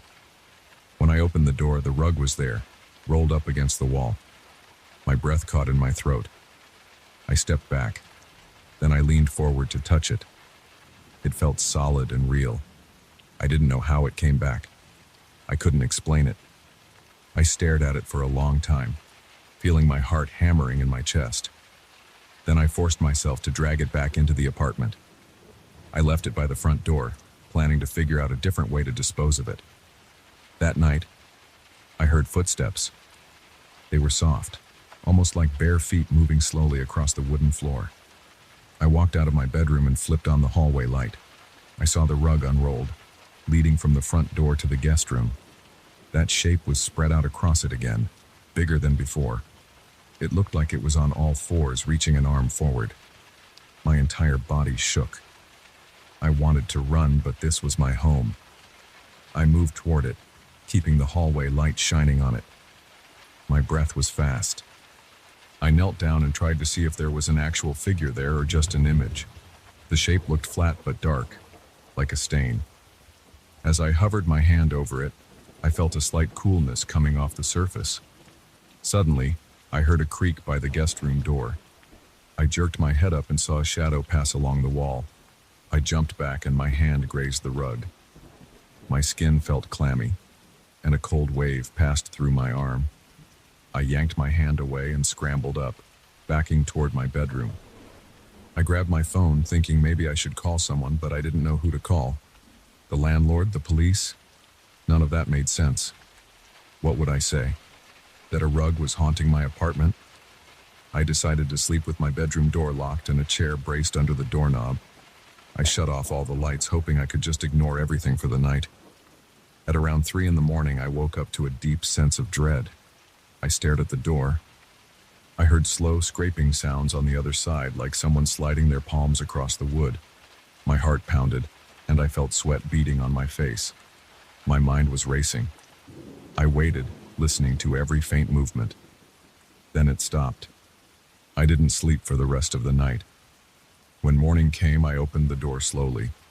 The rug was back in the guest room, spread out perfectly on the floor. The shape looked even larger. I could see what appeared to be a hunched back and a faint outline of a head. I felt dizzy. My lungs felt tight. I took a deep breath and walked toward it. My legs shook, but I forced myself to keep going. When I got close, I noticed something like a hand extending from the shadow. It wasn't raised above the carpet. It was woven into the pattern, but it seemed to point toward me like it was reaching. I wanted to get rid of that thing once and for all. I marched to the kitchen, opened the cabinet under the sink, and grabbed a pair of heavy-duty scissors. I stormed back to the guest room, dropped to my knees, and started cutting into the rug. The scissors jammed after the first few cuts. The fibers felt thicker than they should. I put all my strength into it. The scissors snapped in half. I lost my balance and fell back. I crawled away, my chest heaving. The cut I made was small, maybe 2 inches, but I saw threads fraying. A strange odor rose, like dust and something stale, but it was more intense than old carpet normally smells. I felt panic building. I decided to try something else. I pulled out my phone and searched for an emergency junk removal or a local disposal service. I called the first number I found. They couldn't come that day, and even if they could, the idea of explaining the rug's weird behavior made me uneasy. I thought about dragging it to the street and leaving it for someone to pick up, but I was afraid it would just show up in my apartment again. That sense of dread kept growing in my gut. That evening, I sat in the living room, staring at the guest room door. It was closed, and I swore I could see the bottom edge of the rug sticking out a bit. There was a slight gap under the door, and I thought I saw a shadow moving back and forth. I got up, clenched my fists, and opened the door. The rug was lying there, the shape bigger than ever. It took up almost the entire center of the rug now, like a crouched figure with long arms. My throat felt tight, and my eyes stung from not blinking. I stepped forward, ignoring the urge to run. I hovered my foot over the rug. I wanted to test if I could stand on that shape. My leg trembled, but I pressed my foot down. It felt cold and oddly soft, like sinking into a thick cushion. I tried to pull my foot away, but something held it in place. My calves cramped. I leaned forward, using both hands to brace against the bed. I tugged hard, and my foot popped free. I nearly fell back. I stumbled into the wall and banged my shoulder. Pain shot through my arm. I groaned and clutched it, cursing under my breath. My heart was racing out of control. I thought I would pass out. I staggered out of the room and slammed the door shut. My body was trembling. I could taste bile in my mouth. I sank to the floor, hugging my knees. I stayed there for a long time, not sure what to do. The air felt thick, and it smelled faintly of something old and musty. I finally picked myself up and walked to the kitchen. I couldn't stay in that apartment another night, so I packed a small bag with clothes, grabbed my wallet and keys, and left. I locked the door behind me, but I sensed that it didn't matter. I spent the night at a motel nearby, telling myself I'd talk to the landlord first thing in the morning. When I got back the next day, the apartment was deathly quiet. I opened the door cautiously. The place looked normal at first glance. The living room was the same. Then I noticed the guest room door was wide open. The rug lay half in the hallway, half in the guest room, like something had pulled it out. The shape was more defined, like a figure crouching with its arms extended. It looked frozen in mid-action, like it was reaching for the door. I felt the blood rush from my face. My fingertips tingled. I couldn't even breathe for a moment. I took a shaky step forward. The floor squeaked under me. My stomach churned. I gripped my phone in my hand, but I couldn't figure out who to call. Then I heard the softest whisper of fabric sliding along the floor. The rug moved an inch toward me. I backed up, my heart pounding so hard it hurt my chest. My mind screamed for me to leave, but a strange part of me wanted to see what would happen. I took another step back. It slid again, a slow glide. I didn't wait anymore. I turned and ran for the door. I slammed it behind me and fled down the hallway. I didn't stop until I was inside the elevator. My hands shook as I pressed the lobby button. My shirt was sticking to my back with sweat. I had no plan. I just wanted to get away. So that's it. I'm telling you this from a friend's couch where I've been sleeping for a few nights. I haven't been back to the apartment since. I told the landlord there was a problem with the furniture, but I didn't say more than that. I have no idea what's happening in there now. Maybe the rug keeps spreading that shape until it fills the entire space. Maybe it's just waiting for me to come back. All I know is I still dream about it. I wake up thinking I hear those footsteps in the hall or that tapping against wood. My foot still feels cold sometimes, like I never really got it out of that rug. I can't shake the feeling that it's calling me back, waiting for me to give in. I'm not going back, but I'm also not sure how long I can keep running from it.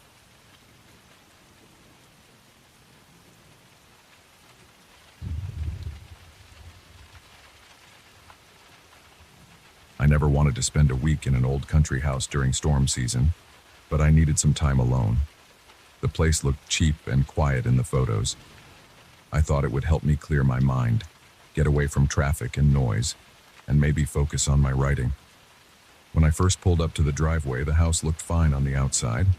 It had a wide porch, a few large windows, and a roof covered in dark shingles. The yard was a bit overgrown with some weeds and tall grass near the fence, but I shrugged it off. Inside, the furniture smelled dusty, and the walls needed a fresh coat of paint. There was a slight creaking from the wooden floorboards, especially near the living room window. I figured it was just the natural settling of an old structure.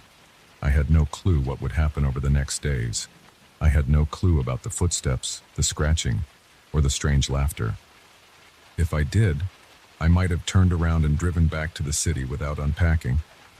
On my first night, I cooked a quick meal with some groceries I brought along. I boiled pasta, made a small sauce, and ate at a small wooden table in the living room. The overhead light flickered a bit, which made me uneasy, but I decided it was just faulty wiring. After dinner, I checked all the windows. I made sure they were locked, then headed to the bedroom at the far end of the hall. It was colder than I expected, so I turned on a small electric heater in the corner. Then I lay in bed and listened to the quiet. No cars, no sirens, just the gentle rustling of leaves outside. I felt relieved that it was peaceful, and I drifted off to sleep. Around midnight, I woke up because I heard a soft thump above my head. At first, I assumed it was an animal, maybe a raccoon or something running across the roof. I rolled over and tried to ignore it, but the thumps turned into steady steps. I heard them tapping along the length of the roof right over the bedroom. They moved slowly, almost like a person pacing back and forth. I couldn't dismiss the sound. It felt too regular, too deliberate. My pulse quickened.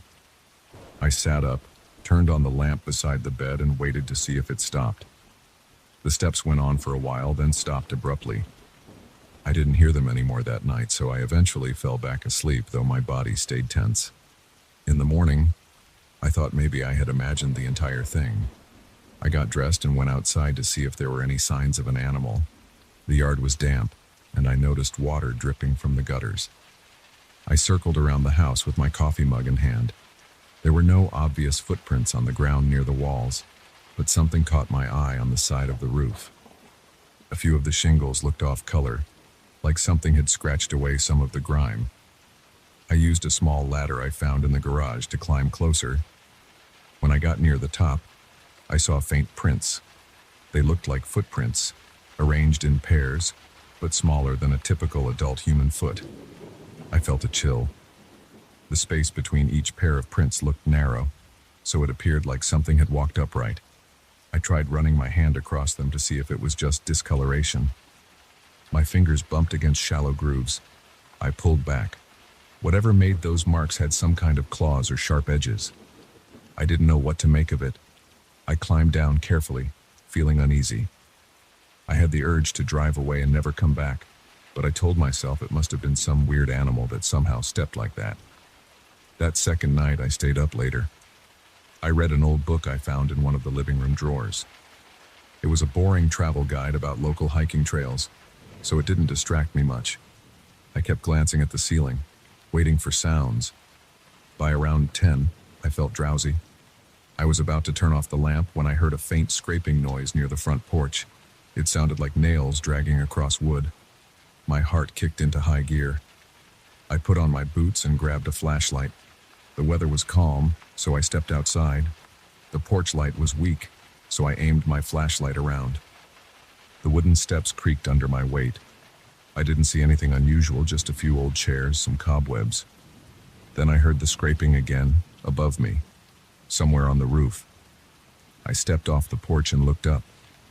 My flashlight beam showed the shingles and the old chimney. I couldn't see any shape or movement, yet I swore I heard something shift, like a weight shifting across the beams. It took everything in me not to run back inside. I forced myself to walk around to the side of the house, scanning for movement. Nothing. It was quiet. Eventually, I went back in, locked the door, and tried to calm down. I couldn't sleep well that night. I woke up at every small sound. By the time the third day arrived, the sky looked gray and heavy with clouds.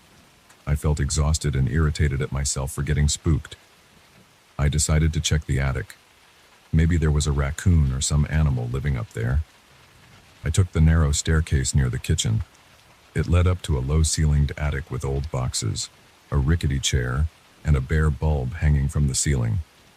Dust particles floated in the stale air. I poked around, shining my flashlight into corners. There was no sign of a nest or droppings. Everything looked dry, undisturbed. I moved along the beams to get closer to the roof. I tapped on a few boards with my foot, checking for holes or cracks. It all seemed intact.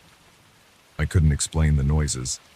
I stayed there for at least half an hour, trying to find any sign that an animal was nesting.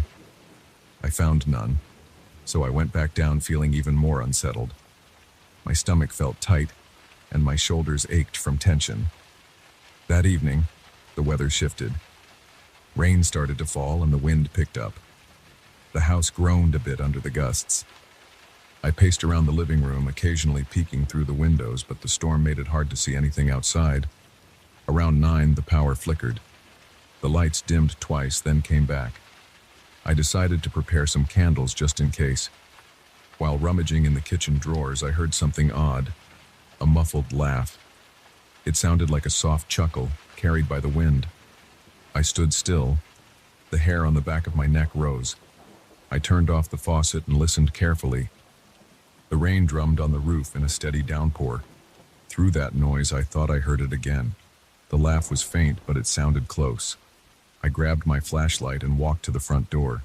My hands shook when I reached for the doorknob. I stepped onto the porch. Rain soaked the wooden planks and water dripped from the porch roof. The wind blew raindrops into my face. I clicked on my flashlight and shone it around the yard. I didn't see anyone, but the laughter seemed to come from above, near the roof line. Then came those footsteps again, heavy and deliberate, moving along the top of the house.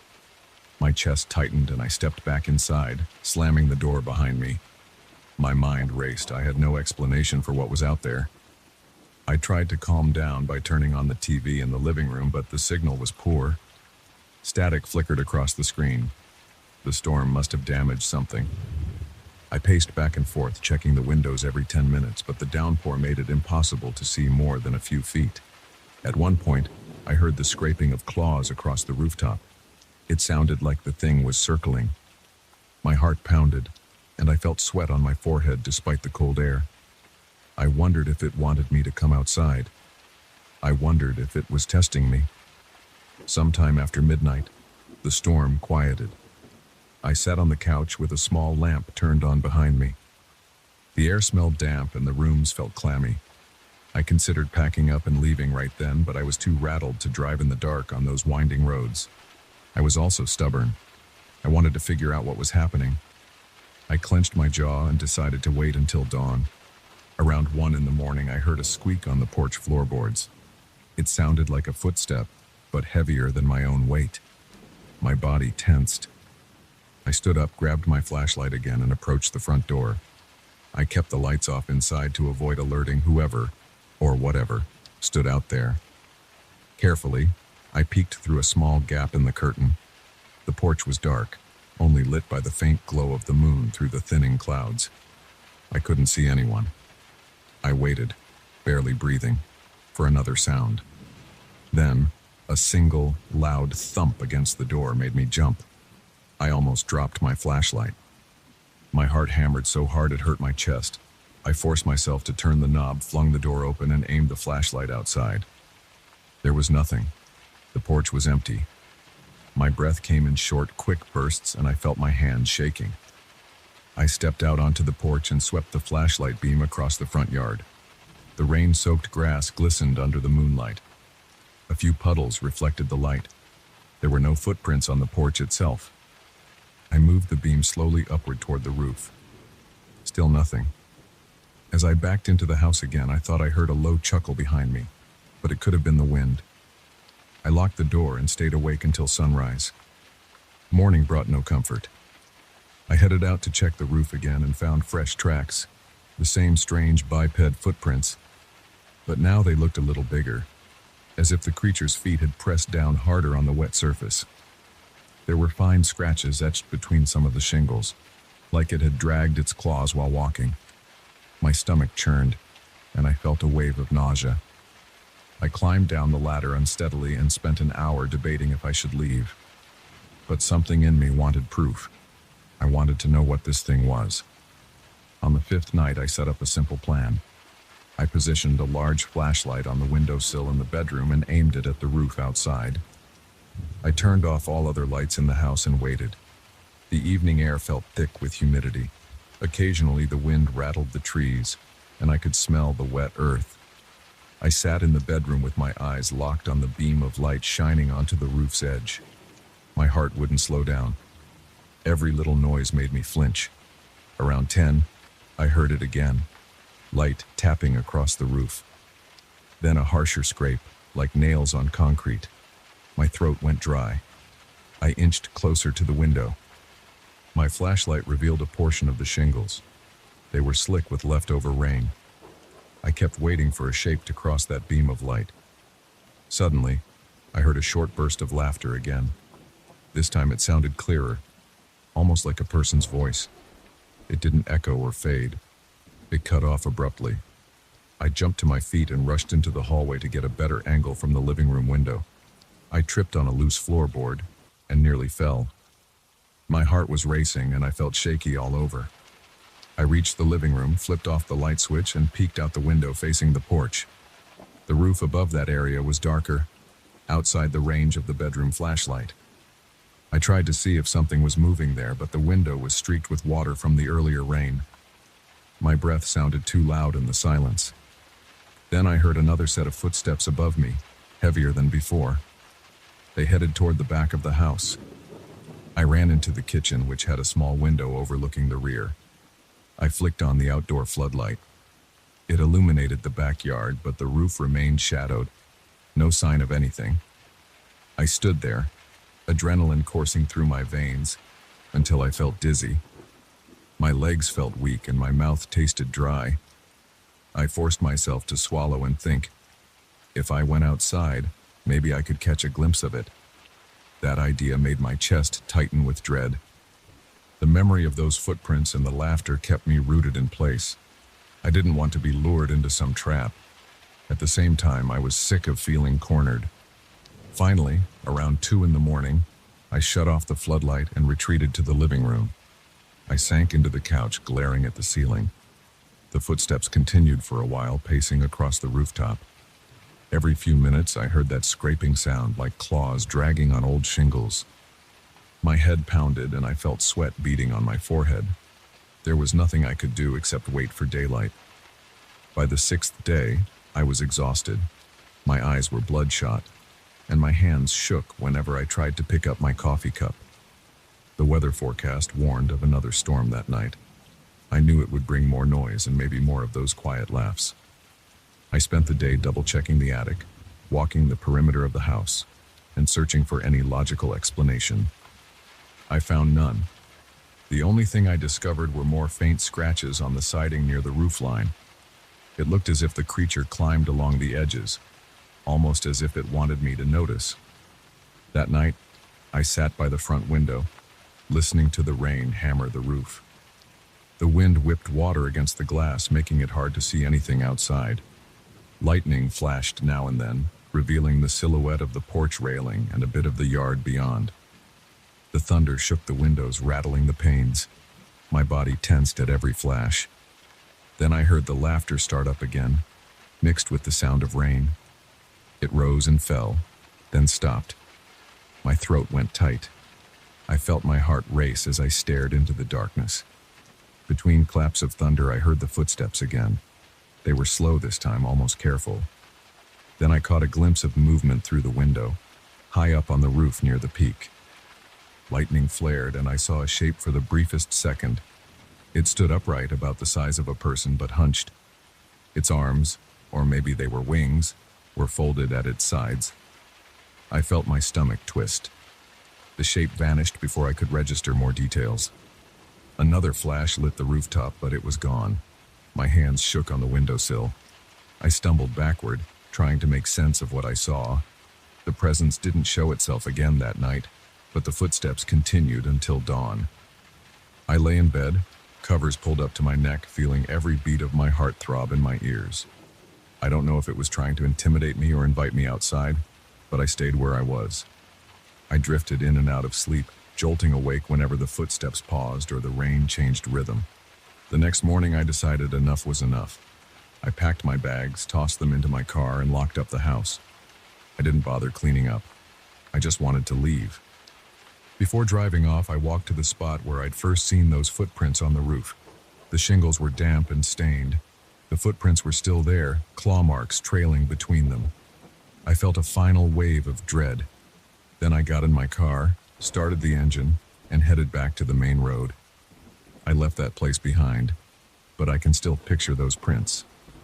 Sometimes I wake up, sure I can hear those slow steps across a rooftop, waiting for someone to investigate. I don't know what it was, and I don't think I ever want to find out.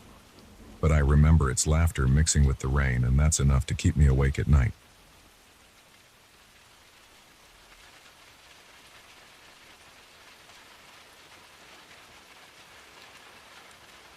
I first heard about the abandoned building from a local historian who insisted there were fascinating records of the neighborhood hidden inside.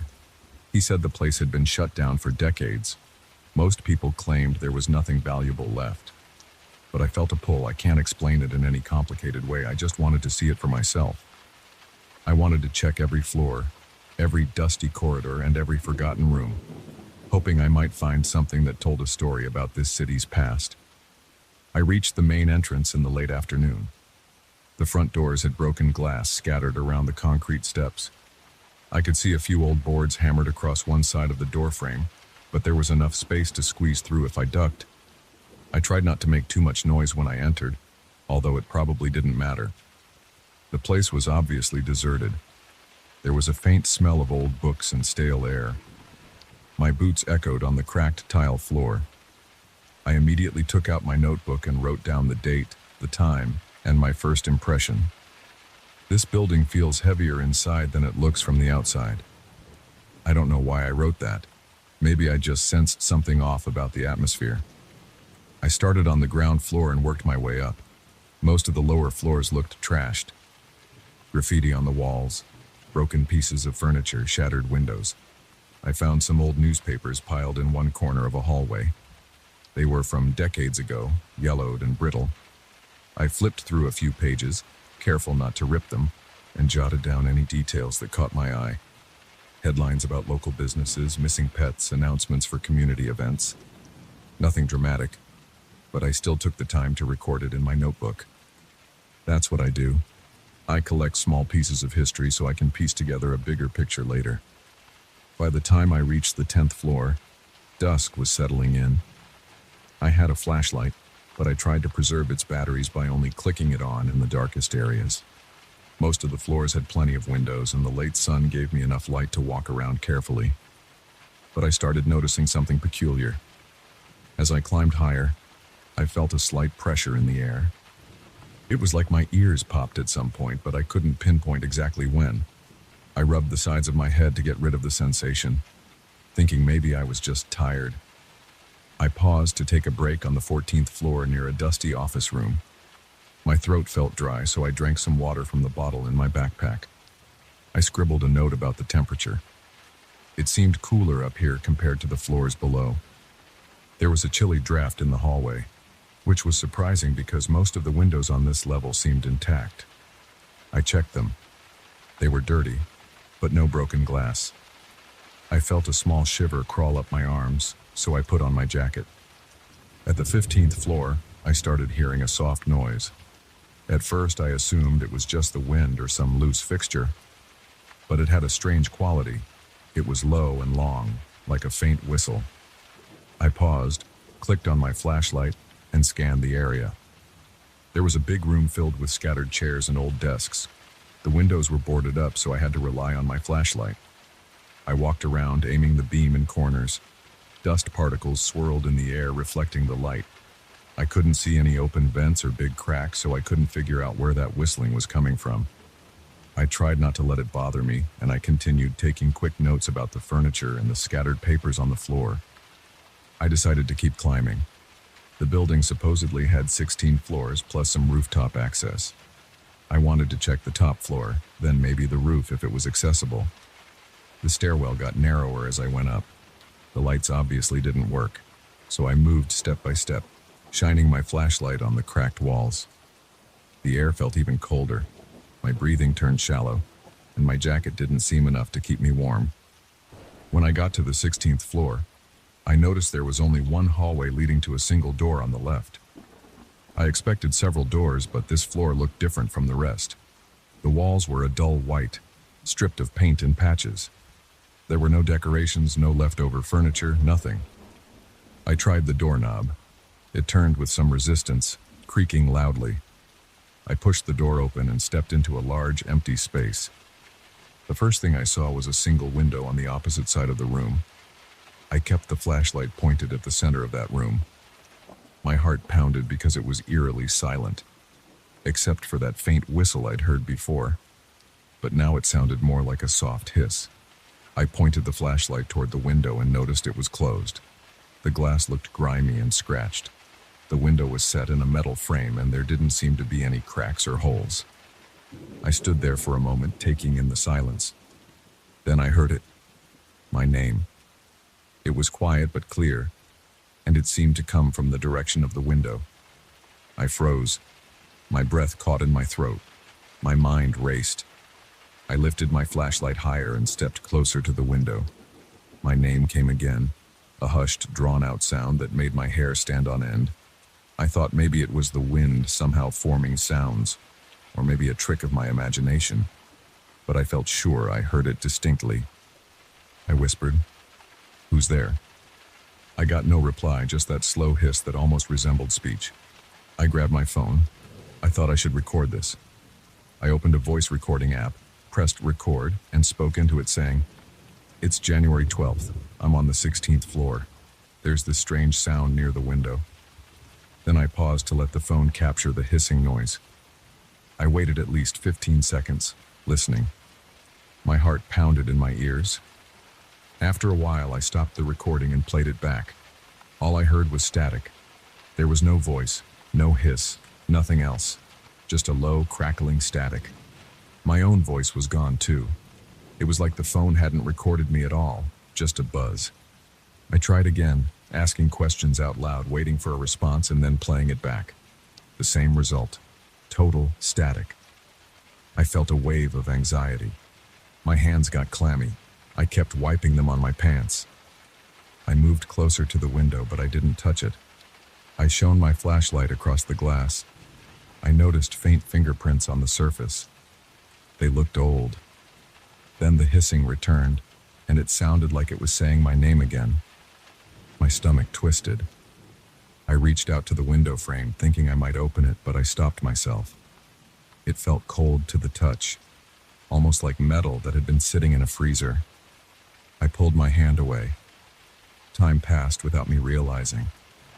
I checked my watch and saw it was around 7 p.m. The sky outside had darkened. I could see only a dim glow through the dusty glass. The rest of the floor remained pitch black, except for the circle of light from my flashlight. My heart rate started to slow down a bit as I took a few deep breaths. I told myself I'd just do a quick check of the window lock, then head back downstairs. I reached for the lock. It was stiff, rusted, and covered in grime. But while my fingers hovered over the latch, I heard a distinct thumping sound. It came from the glass itself, like a gentle knock. I jumped back, nearly dropping my flashlight. The thumping repeated in a steady rhythm. It sounded like a heartbeat. I don't consider myself a superstitious person, but that moment shook me.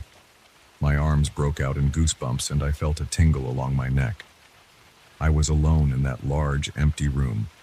The only object there was the window. It looked ordinary, except it sounded like it had its own pulse. I edged backward. My legs felt weak. I backed into the door I'd come through. My mind ran in circles, trying to come up with a logical reason for what I was hearing. Then the hissing came again, more insistent this time. It stretched out my name with a metallic echo that made my teeth clench. I considered leaving right then, but curiosity got the best of me. I set my backpack on the floor, rummaged for my small audio recorder. I use an old digital recorder sometimes for interviews or notes. I figured maybe the phone's microphone was defective. I pressed the record button, held it out toward the window, and stared at the glass. The noise continued, the same rhythmic thumping and that strange hiss. I whispered a question. "What do you want?" The hiss didn't form words, but I felt like it was calling to me, urging me closer. After a few minutes, I stopped the recording and played it back. Static. The entire track was awash of static with occasional pops. No voice, no hissing, no heartbeat, just a dull crackle. I felt my pulse hammering in my ears. My chest tightened, and I had trouble inhaling. I blinked away, the sweat dripping into my eyes. I wasn't sure if I was imagining this. Everything around me felt heavier. My head pounded, and my shoulders tensed. I tried to calm myself by taking slow, deep breaths, but the air felt thin. I looked at the window again. It seemed to glow, very faintly, like it had a small internal light. I switched off my flashlight to see if I could notice it better. There was definitely a dim pulsation. Every few seconds, the glass brightened just a bit and then dimmed, in sync with the thumping sound.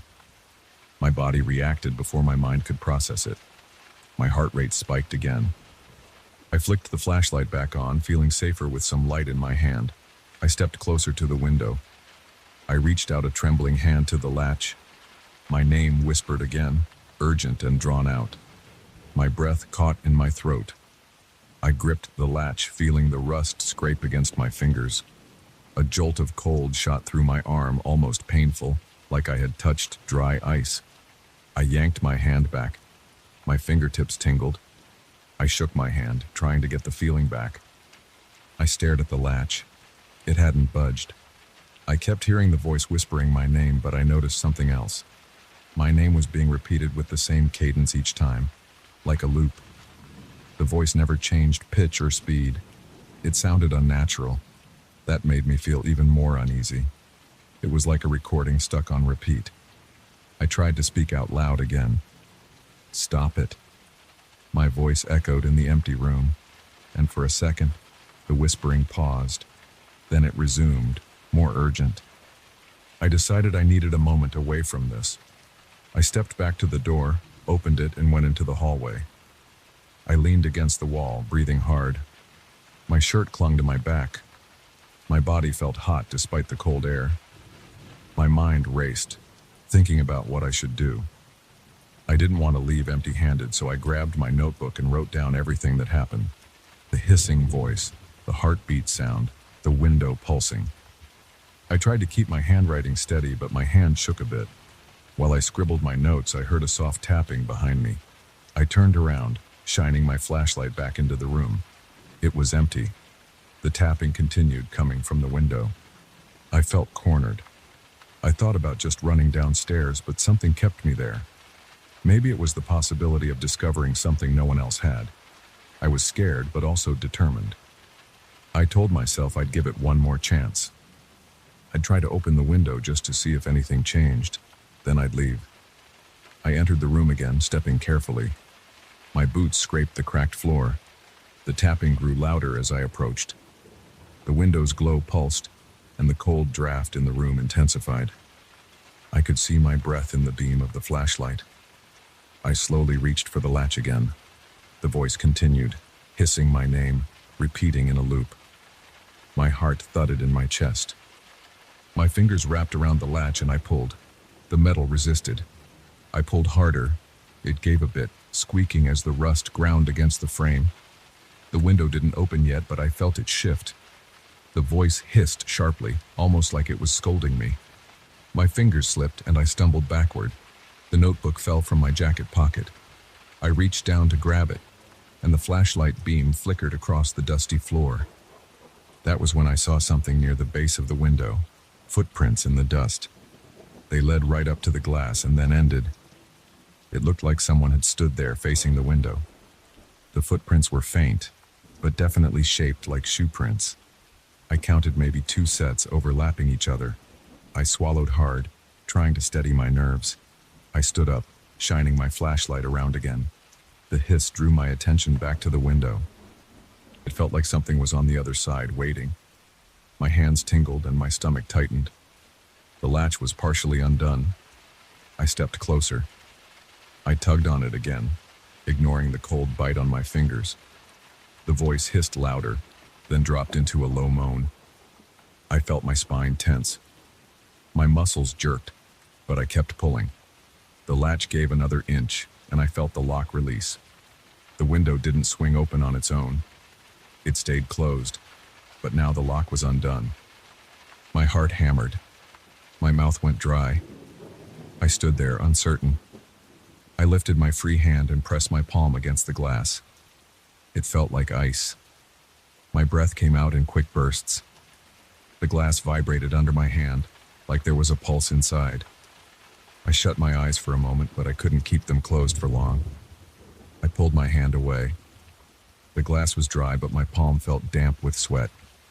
The voice repeated my name again, stretched out, almost quivering. I couldn't record it. I couldn't prove it. I just knew it was there, urging me to cross some threshold. I thought about what might happen if I opened that window completely. I can't explain the feeling. My mind was split between terror and a strange sense of curiosity. I felt shaky. My legs trembled. My heart pounded so loud it hurt my ears. I looked at that window for a long time. The building around me felt silent, as if everything else had stopped existing. I finally stepped back. I bent down, picked up my notebook and stuffed it into my backpack. I felt a surge of adrenaline, like I needed to get out of there. I didn't want to open that window. I didn't want to find out what might happen. The voice kept hissing, calling my name. The glass kept pulsing. My body felt tense and drained at the same time. I walked backward toward the door, never taking my eyes off the window. My flashlight's beam caught glimpses of the dusty floor and walls. I grabbed the doorknob behind me, turned it, and slipped back into the hallway. As I headed to the stairwell, the sound of the hissing grew fainter. By the time I reached the first set of stairs, I could barely hear it, but I felt it echoing in my ears. I hurried down the steps. My breathing was fast and my chest felt tight. I didn't stop until I got to the ground floor. I stepped outside and inhaled the cold night air. My hands shook as I locked my backpack and checked my phone. No messages, no missed calls, and no evidence of what I heard. I stood there on the sidewalk, looking up at the dark windows of that building. The top floor was barely visible. All I saw was a faint glimmer. My legs felt weak, but I managed to walk away, telling myself I'd come back someday to figure out what that window really was. For now, I couldn't handle it. My chest still felt heavy, and my skin was clammy. I kept hearing the voice in my head, repeating my name in that sibilant tone. I plan to check my notes later, maybe see if there are any records about that building's 16th floor. But right now, all I can do is stand here, replaying that moment in my mind. I don't have any proof. I only have my notebook and the memories. The static recordings offer no explanation. All I know is, something was in that top floor room.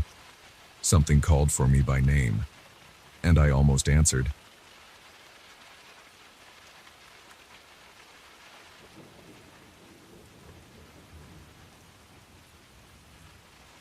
I never expected to find a narrow passage inside the walls of my own home.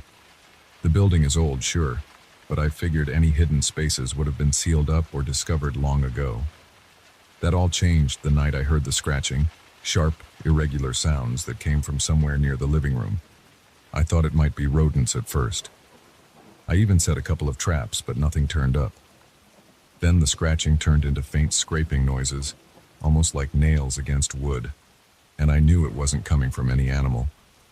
I listened carefully, trying to figure out where the sounds originated. I traced it to a corner by the fireplace, and that's when I noticed a thin sliver of space behind the wall.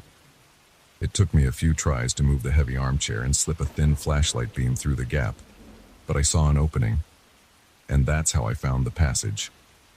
I rent the top floor of a century-old apartment building. The place has thick walls, ornate moldings, and floors that creak with every step. I like the character of it, but I've also had to deal with weird plumbing and outdated wiring. Still, I never suspected there might be something hidden behind the plaster. My curiosity took over, and I spent the rest of that evening chipping away at the brittle material around the gap until I could fit my shoulders through. The passage was just wide enough for me to slide in sideways. I remember pressing my ear to the opening before going in. I heard nothing but my own breathing. Then I squeezed inside. The interior of that space was cramped. My shirt snagged on rough edges of old wood. I felt dust clinging to my skin and hair, and the air smelled stale, like rotted drywall mixed with something moldy. As I moved forward, the beam from my flashlight revealed a dark, claustrophobic corridor running between the plaster and the outside wall. It connected to other hollow spaces behind the structure, almost like a maze. At that moment, I felt a surge of adrenaline. Part of me wanted to back out immediately, but I pushed forward, drawn by the idea that there might be more to discover. A few yards in, I came across markings on the wooden support beams. They looked like letters, but they weren't in any language I recognized.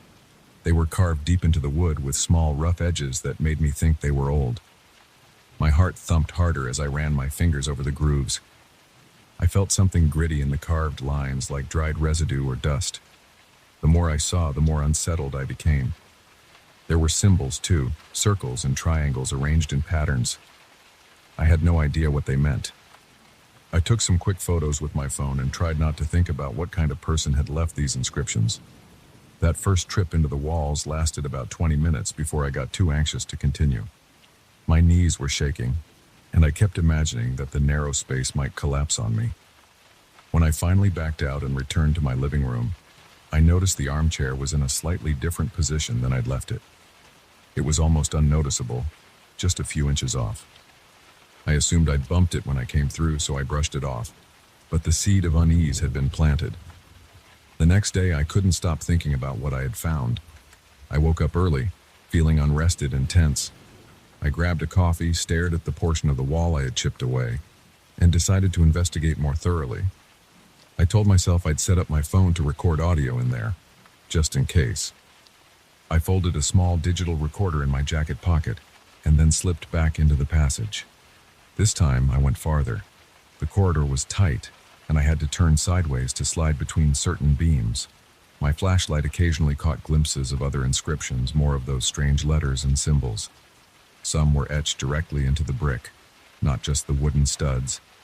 I also found old nails hammered into the beams in clusters. They looked handmade, with irregular shapes. About 10 minutes in, I started hearing soft creaks like wood expanding under weight. It didn't sound like my own movements. It came from somewhere ahead of me. I froze, pressing my back against the rough wall. My heart pounded so hard it made my ears ring. The light from my flashlight wobbled across the boards. I tried to steady my breathing, telling myself it might just be old beams settling. But the noise came in short bursts, like footsteps. Then it stopped. I couldn't see anything out of place, so I took a few more steps forward. My foot brushed against something on the floor, a small metal object that clinked against my shoe. I bent down and picked it up. It was an old key, rusted and worn. I held it in my palm, wondering how it got there. My body felt cold, and I realized I was sweating. I continued until the passage opened up slightly into a vertical shaft that ran along a row of pipes. From there, I could see faint lines of light seeping through the cracks of the wall. It looked like I was behind my bedroom closet or maybe near the hallway. I couldn't tell for sure. The air felt heavier in this spot. There was a foul smell that reminded me of wet basement floors. I tried to keep breathing shallow. Then the scratching started again, behind me this time. I spun around, shining my flashlight across the corridor. Nothing moved. But the sound persisted, as if something was raking its claws against a beam. It only lasted a few seconds, then silence. I decided I'd had enough. I slowly made my way back, careful to keep my flashlight pointed ahead so I could see where I was going. The entire time, I felt like I was being watched. I was relieved when I stepped back into my living room. After that second exploration, things got stranger in my apartment. I started noticing small changes in the layout of the furniture. My coffee table would be slightly angled one morning, or the bookshelf would have a gap on the left side instead of the right. I asked the landlord if he had come in while I was out, but he denied it. I tried to dismiss these oddities, but every time I turned around, something else seemed off. The floor plan felt different, as if certain walls had shifted. I could have sworn the hallway to my bedroom was narrower one afternoon than it had been the day before. I even measured it in desperation, but the numbers were inconclusive. I thought I was going crazy. I decided to confront my confusion by going back into the passage. That was my third time. I felt driven to record everything on video, so I strapped a small camera to my forehead with a headband. I tested the light, the focus, then climbed into the gap again. This time, I ventured deeper than before. I crawled through a portion that required me to duck under some pipes. The floor felt damp in places, and every so often I heard creaks above me, like someone walking overhead. But I lived on the top floor. Nobody should be above me. The realization made my stomach knot up. I wanted to turn back, but I forced myself forward. As I turned a tight corner inside the wall, the camera light illuminated more inscriptions on the beams.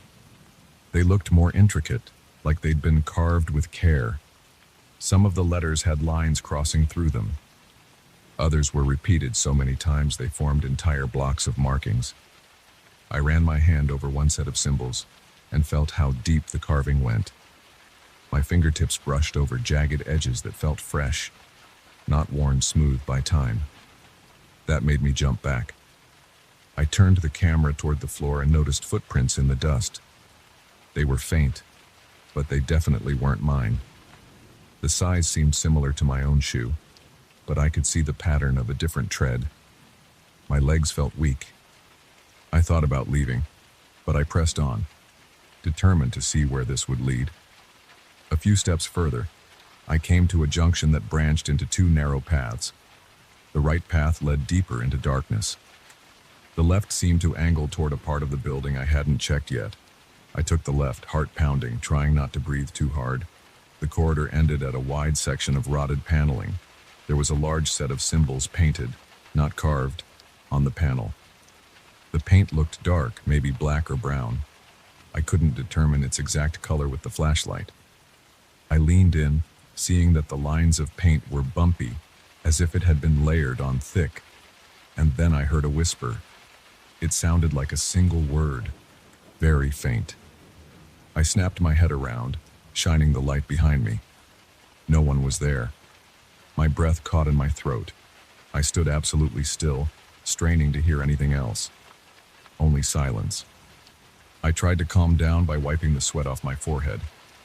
Then I took a closer look at the painted symbols. I could see letters that resembled the earlier carvings, plus a new shape, like an elongated hexagon with small lines radiating from each corner. I didn't understand any of it. I just felt dread rising in my chest. Suddenly I heard a soft scratching again, from the direction of that rotted panel. The wood quivered, like something was on the other side. My arms prickled with goosebumps. I held the camera steady, but my flashlight flickered. The batteries were starting to die. I cursed under my breath. Then the scratching turned into a faint tapping, followed by what sounded like a low moan. I'd never heard anything like it. It wasn't an animal. It was too deep, too deliberate. I backed away, almost tripping over a loose board. That was it. I knew I had to get out. My body felt hot, and my shirt clung to my skin. I retraced my steps as fast as I could without losing my footing. The entire time I thought I heard soft footsteps following me, but every time I turned around, I saw nothing. I burst back into my living room in a panic. I didn't bother to seal the opening right away. I sat on the floor breathing hard, trying to make sense of what had just happened. The next day, I reviewed the camera footage. Most of it was too dark and shaky, but there were moments when I could hear faint whispers, or something like distant breathing that didn't match my own. I showed it to a friend, who suggested it might just be echo or interference. I wasn't satisfied with that explanation. My friend also noticed how those footprints in the dust looked fresh. That spooked him, but he shrugged it off, saying maybe maintenance people had used the passage in the past. That didn't explain the shapes and carvings. Over the following week, the occurrences in my apartment escalated. I would leave the living room to grab something in the kitchen and return to find a chair turned around. Drawers I knew I had closed would be open. My bedroom door would close on its own, and the handle would sometimes rattle at night. I stopped sleeping well. I lay in bed, heart pounding, waiting for noises. Most nights I heard faint clicking sounds in the walls, along with soft rustling. I started carrying a flashlight with me everywhere, even into the bathroom. The worst part was the sense that the layout of the rooms was shifting. The angles of the walls seemed different on certain days. I stood in the hallway and felt like the door to my bedroom was a few inches off from where it had been the night before. It was subtle, but alarming. I tried talking to the landlord again. He said the building was old and not always structurally sound. He claimed the floors might have some uneven spots, but I knew that didn't account for everything I was experiencing. He insisted no one had been inside my unit. I didn't bother mentioning the inscriptions. I knew he'd just tell me it was old graffiti or something else that wouldn't help me. So I went back into the passage for one last exploration. This time, I planned to mark certain areas with chalk to see if I could track any changes. I slipped in, carrying an extra flashlight and some colored chalk. I drew small X marks on the wood every few yards. I also put marks on the floor. The corridor was silent, except for the occasional groan of old boards.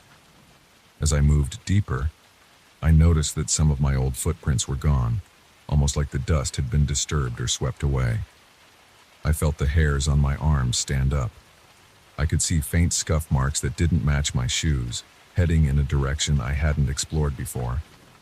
My pulse quickened, but I forced myself to follow them. I tried to keep quiet, moving slowly. The corridor led to a chamber-like area behind the stairwell. I'd never known such a space existed. It was about 6 feet wide, with decaying boards overhead. In the center, there was a small makeshift table of sorts, just a plank of wood resting on 2 bricks. On it lay a bundle of dried sticks tied together with what looked like old twine. Underneath the sticks was a piece of parchment or leather, covered in those strange characters. My mouth felt dry as I knelt down to get a closer look. I reached out to touch the writing, but I hesitated. The air smelled of old earth and something pungent, like a chemical or herb. I shone my flashlight on the parchment. The characters were drawn in thick lines of a dark substance, maybe ink. Without warning, I heard a hiss behind me, like a sharp intake of breath. I jumped and spun around, nearly dropping my flashlight. The beam swept across the chamber, but I saw nothing except dust particles floating in the air. My heart hammered. I backed away from the makeshift table, keeping the light pointed ahead. The hiss came again, but I couldn't pinpoint the source. My hands were shaking so badly I could barely keep hold of the flashlight. I turned to leave, but the corridor behind me seemed different. The passage looked narrower. I could still fit, but the boards were at an angle as if they had shifted. I had no choice but to squeeze through. My shoulders scraped the wood. Splinters jabbed into my forearm. I swore under my breath, ignoring the pain. I kept moving, one step at a time, convinced something was right behind me. After a few minutes of inching my way forward, I reached the opening to my living room. I scrambled out, breathing hard and dripping with sweat. The opening was smaller. I don't know how, but the gap was tighter than before, and fresh plaster bits were scattered on the floor. I kicked them away in frustration, then covered the hole with a sheet of plywood I'd found in the basement. I didn't seal it completely, but I blocked it well enough to stop me from going back in. For the next several days, I tried to ignore the sounds. I tried to act like everything was normal. But at night, the building's walls made subtle popping noises, as if the space behind them was shifting again. Sometimes I heard whispers, too soft to make out any words, but definitely there. Now, every time I walk through my apartment, I pay attention to the position of every piece of furniture. If a chair is moved even an inch, I notice. A week ago, I would have thought I was going nuts. But I know better. There's something, or someone, in those walls. I don't know what they want. I don't even know if they're human. I only know that the carvings, the footsteps, the whispers, and the realignment of walls and furniture keep happening. They aren't random. The building feels alive in a way that sets my teeth on edge. I plan to move out soon, but part of me hesitates. What if leaving doesn't solve the problem? What if the building's secrets follow me? I haven't been back into that corridor since. I still have the camera footage and the photos of the symbols, but I don't show them to anyone anymore. There's no point in convincing others. I hear the noises at night, and I see the subtle shifts in my living space. That's enough proof for me. So I sit here hearing the faint scraping in the walls as I write this down. I can't explain what's behind there. I only know I found something I wish I hadn't. And whenever I think about investigating again, I feel a clenching in my chest that stops me from lifting the plywood cover. I keep my tools locked in a closet now, so I won't be tempted to pry further. I check my arm sometimes, the spot where the splinters stuck me. The skin is still tender. It's a reminder of how real this is. Nothing in those narrow spaces feels safe. The building changes when you're not looking. And I can't shake the feeling that whatever lurks inside those walls is waiting for another chance to show itself. I'm not sure how much longer I can endure it, but for now, I remain here. Eyes open, ears alert, heart pounding with every subtle creak.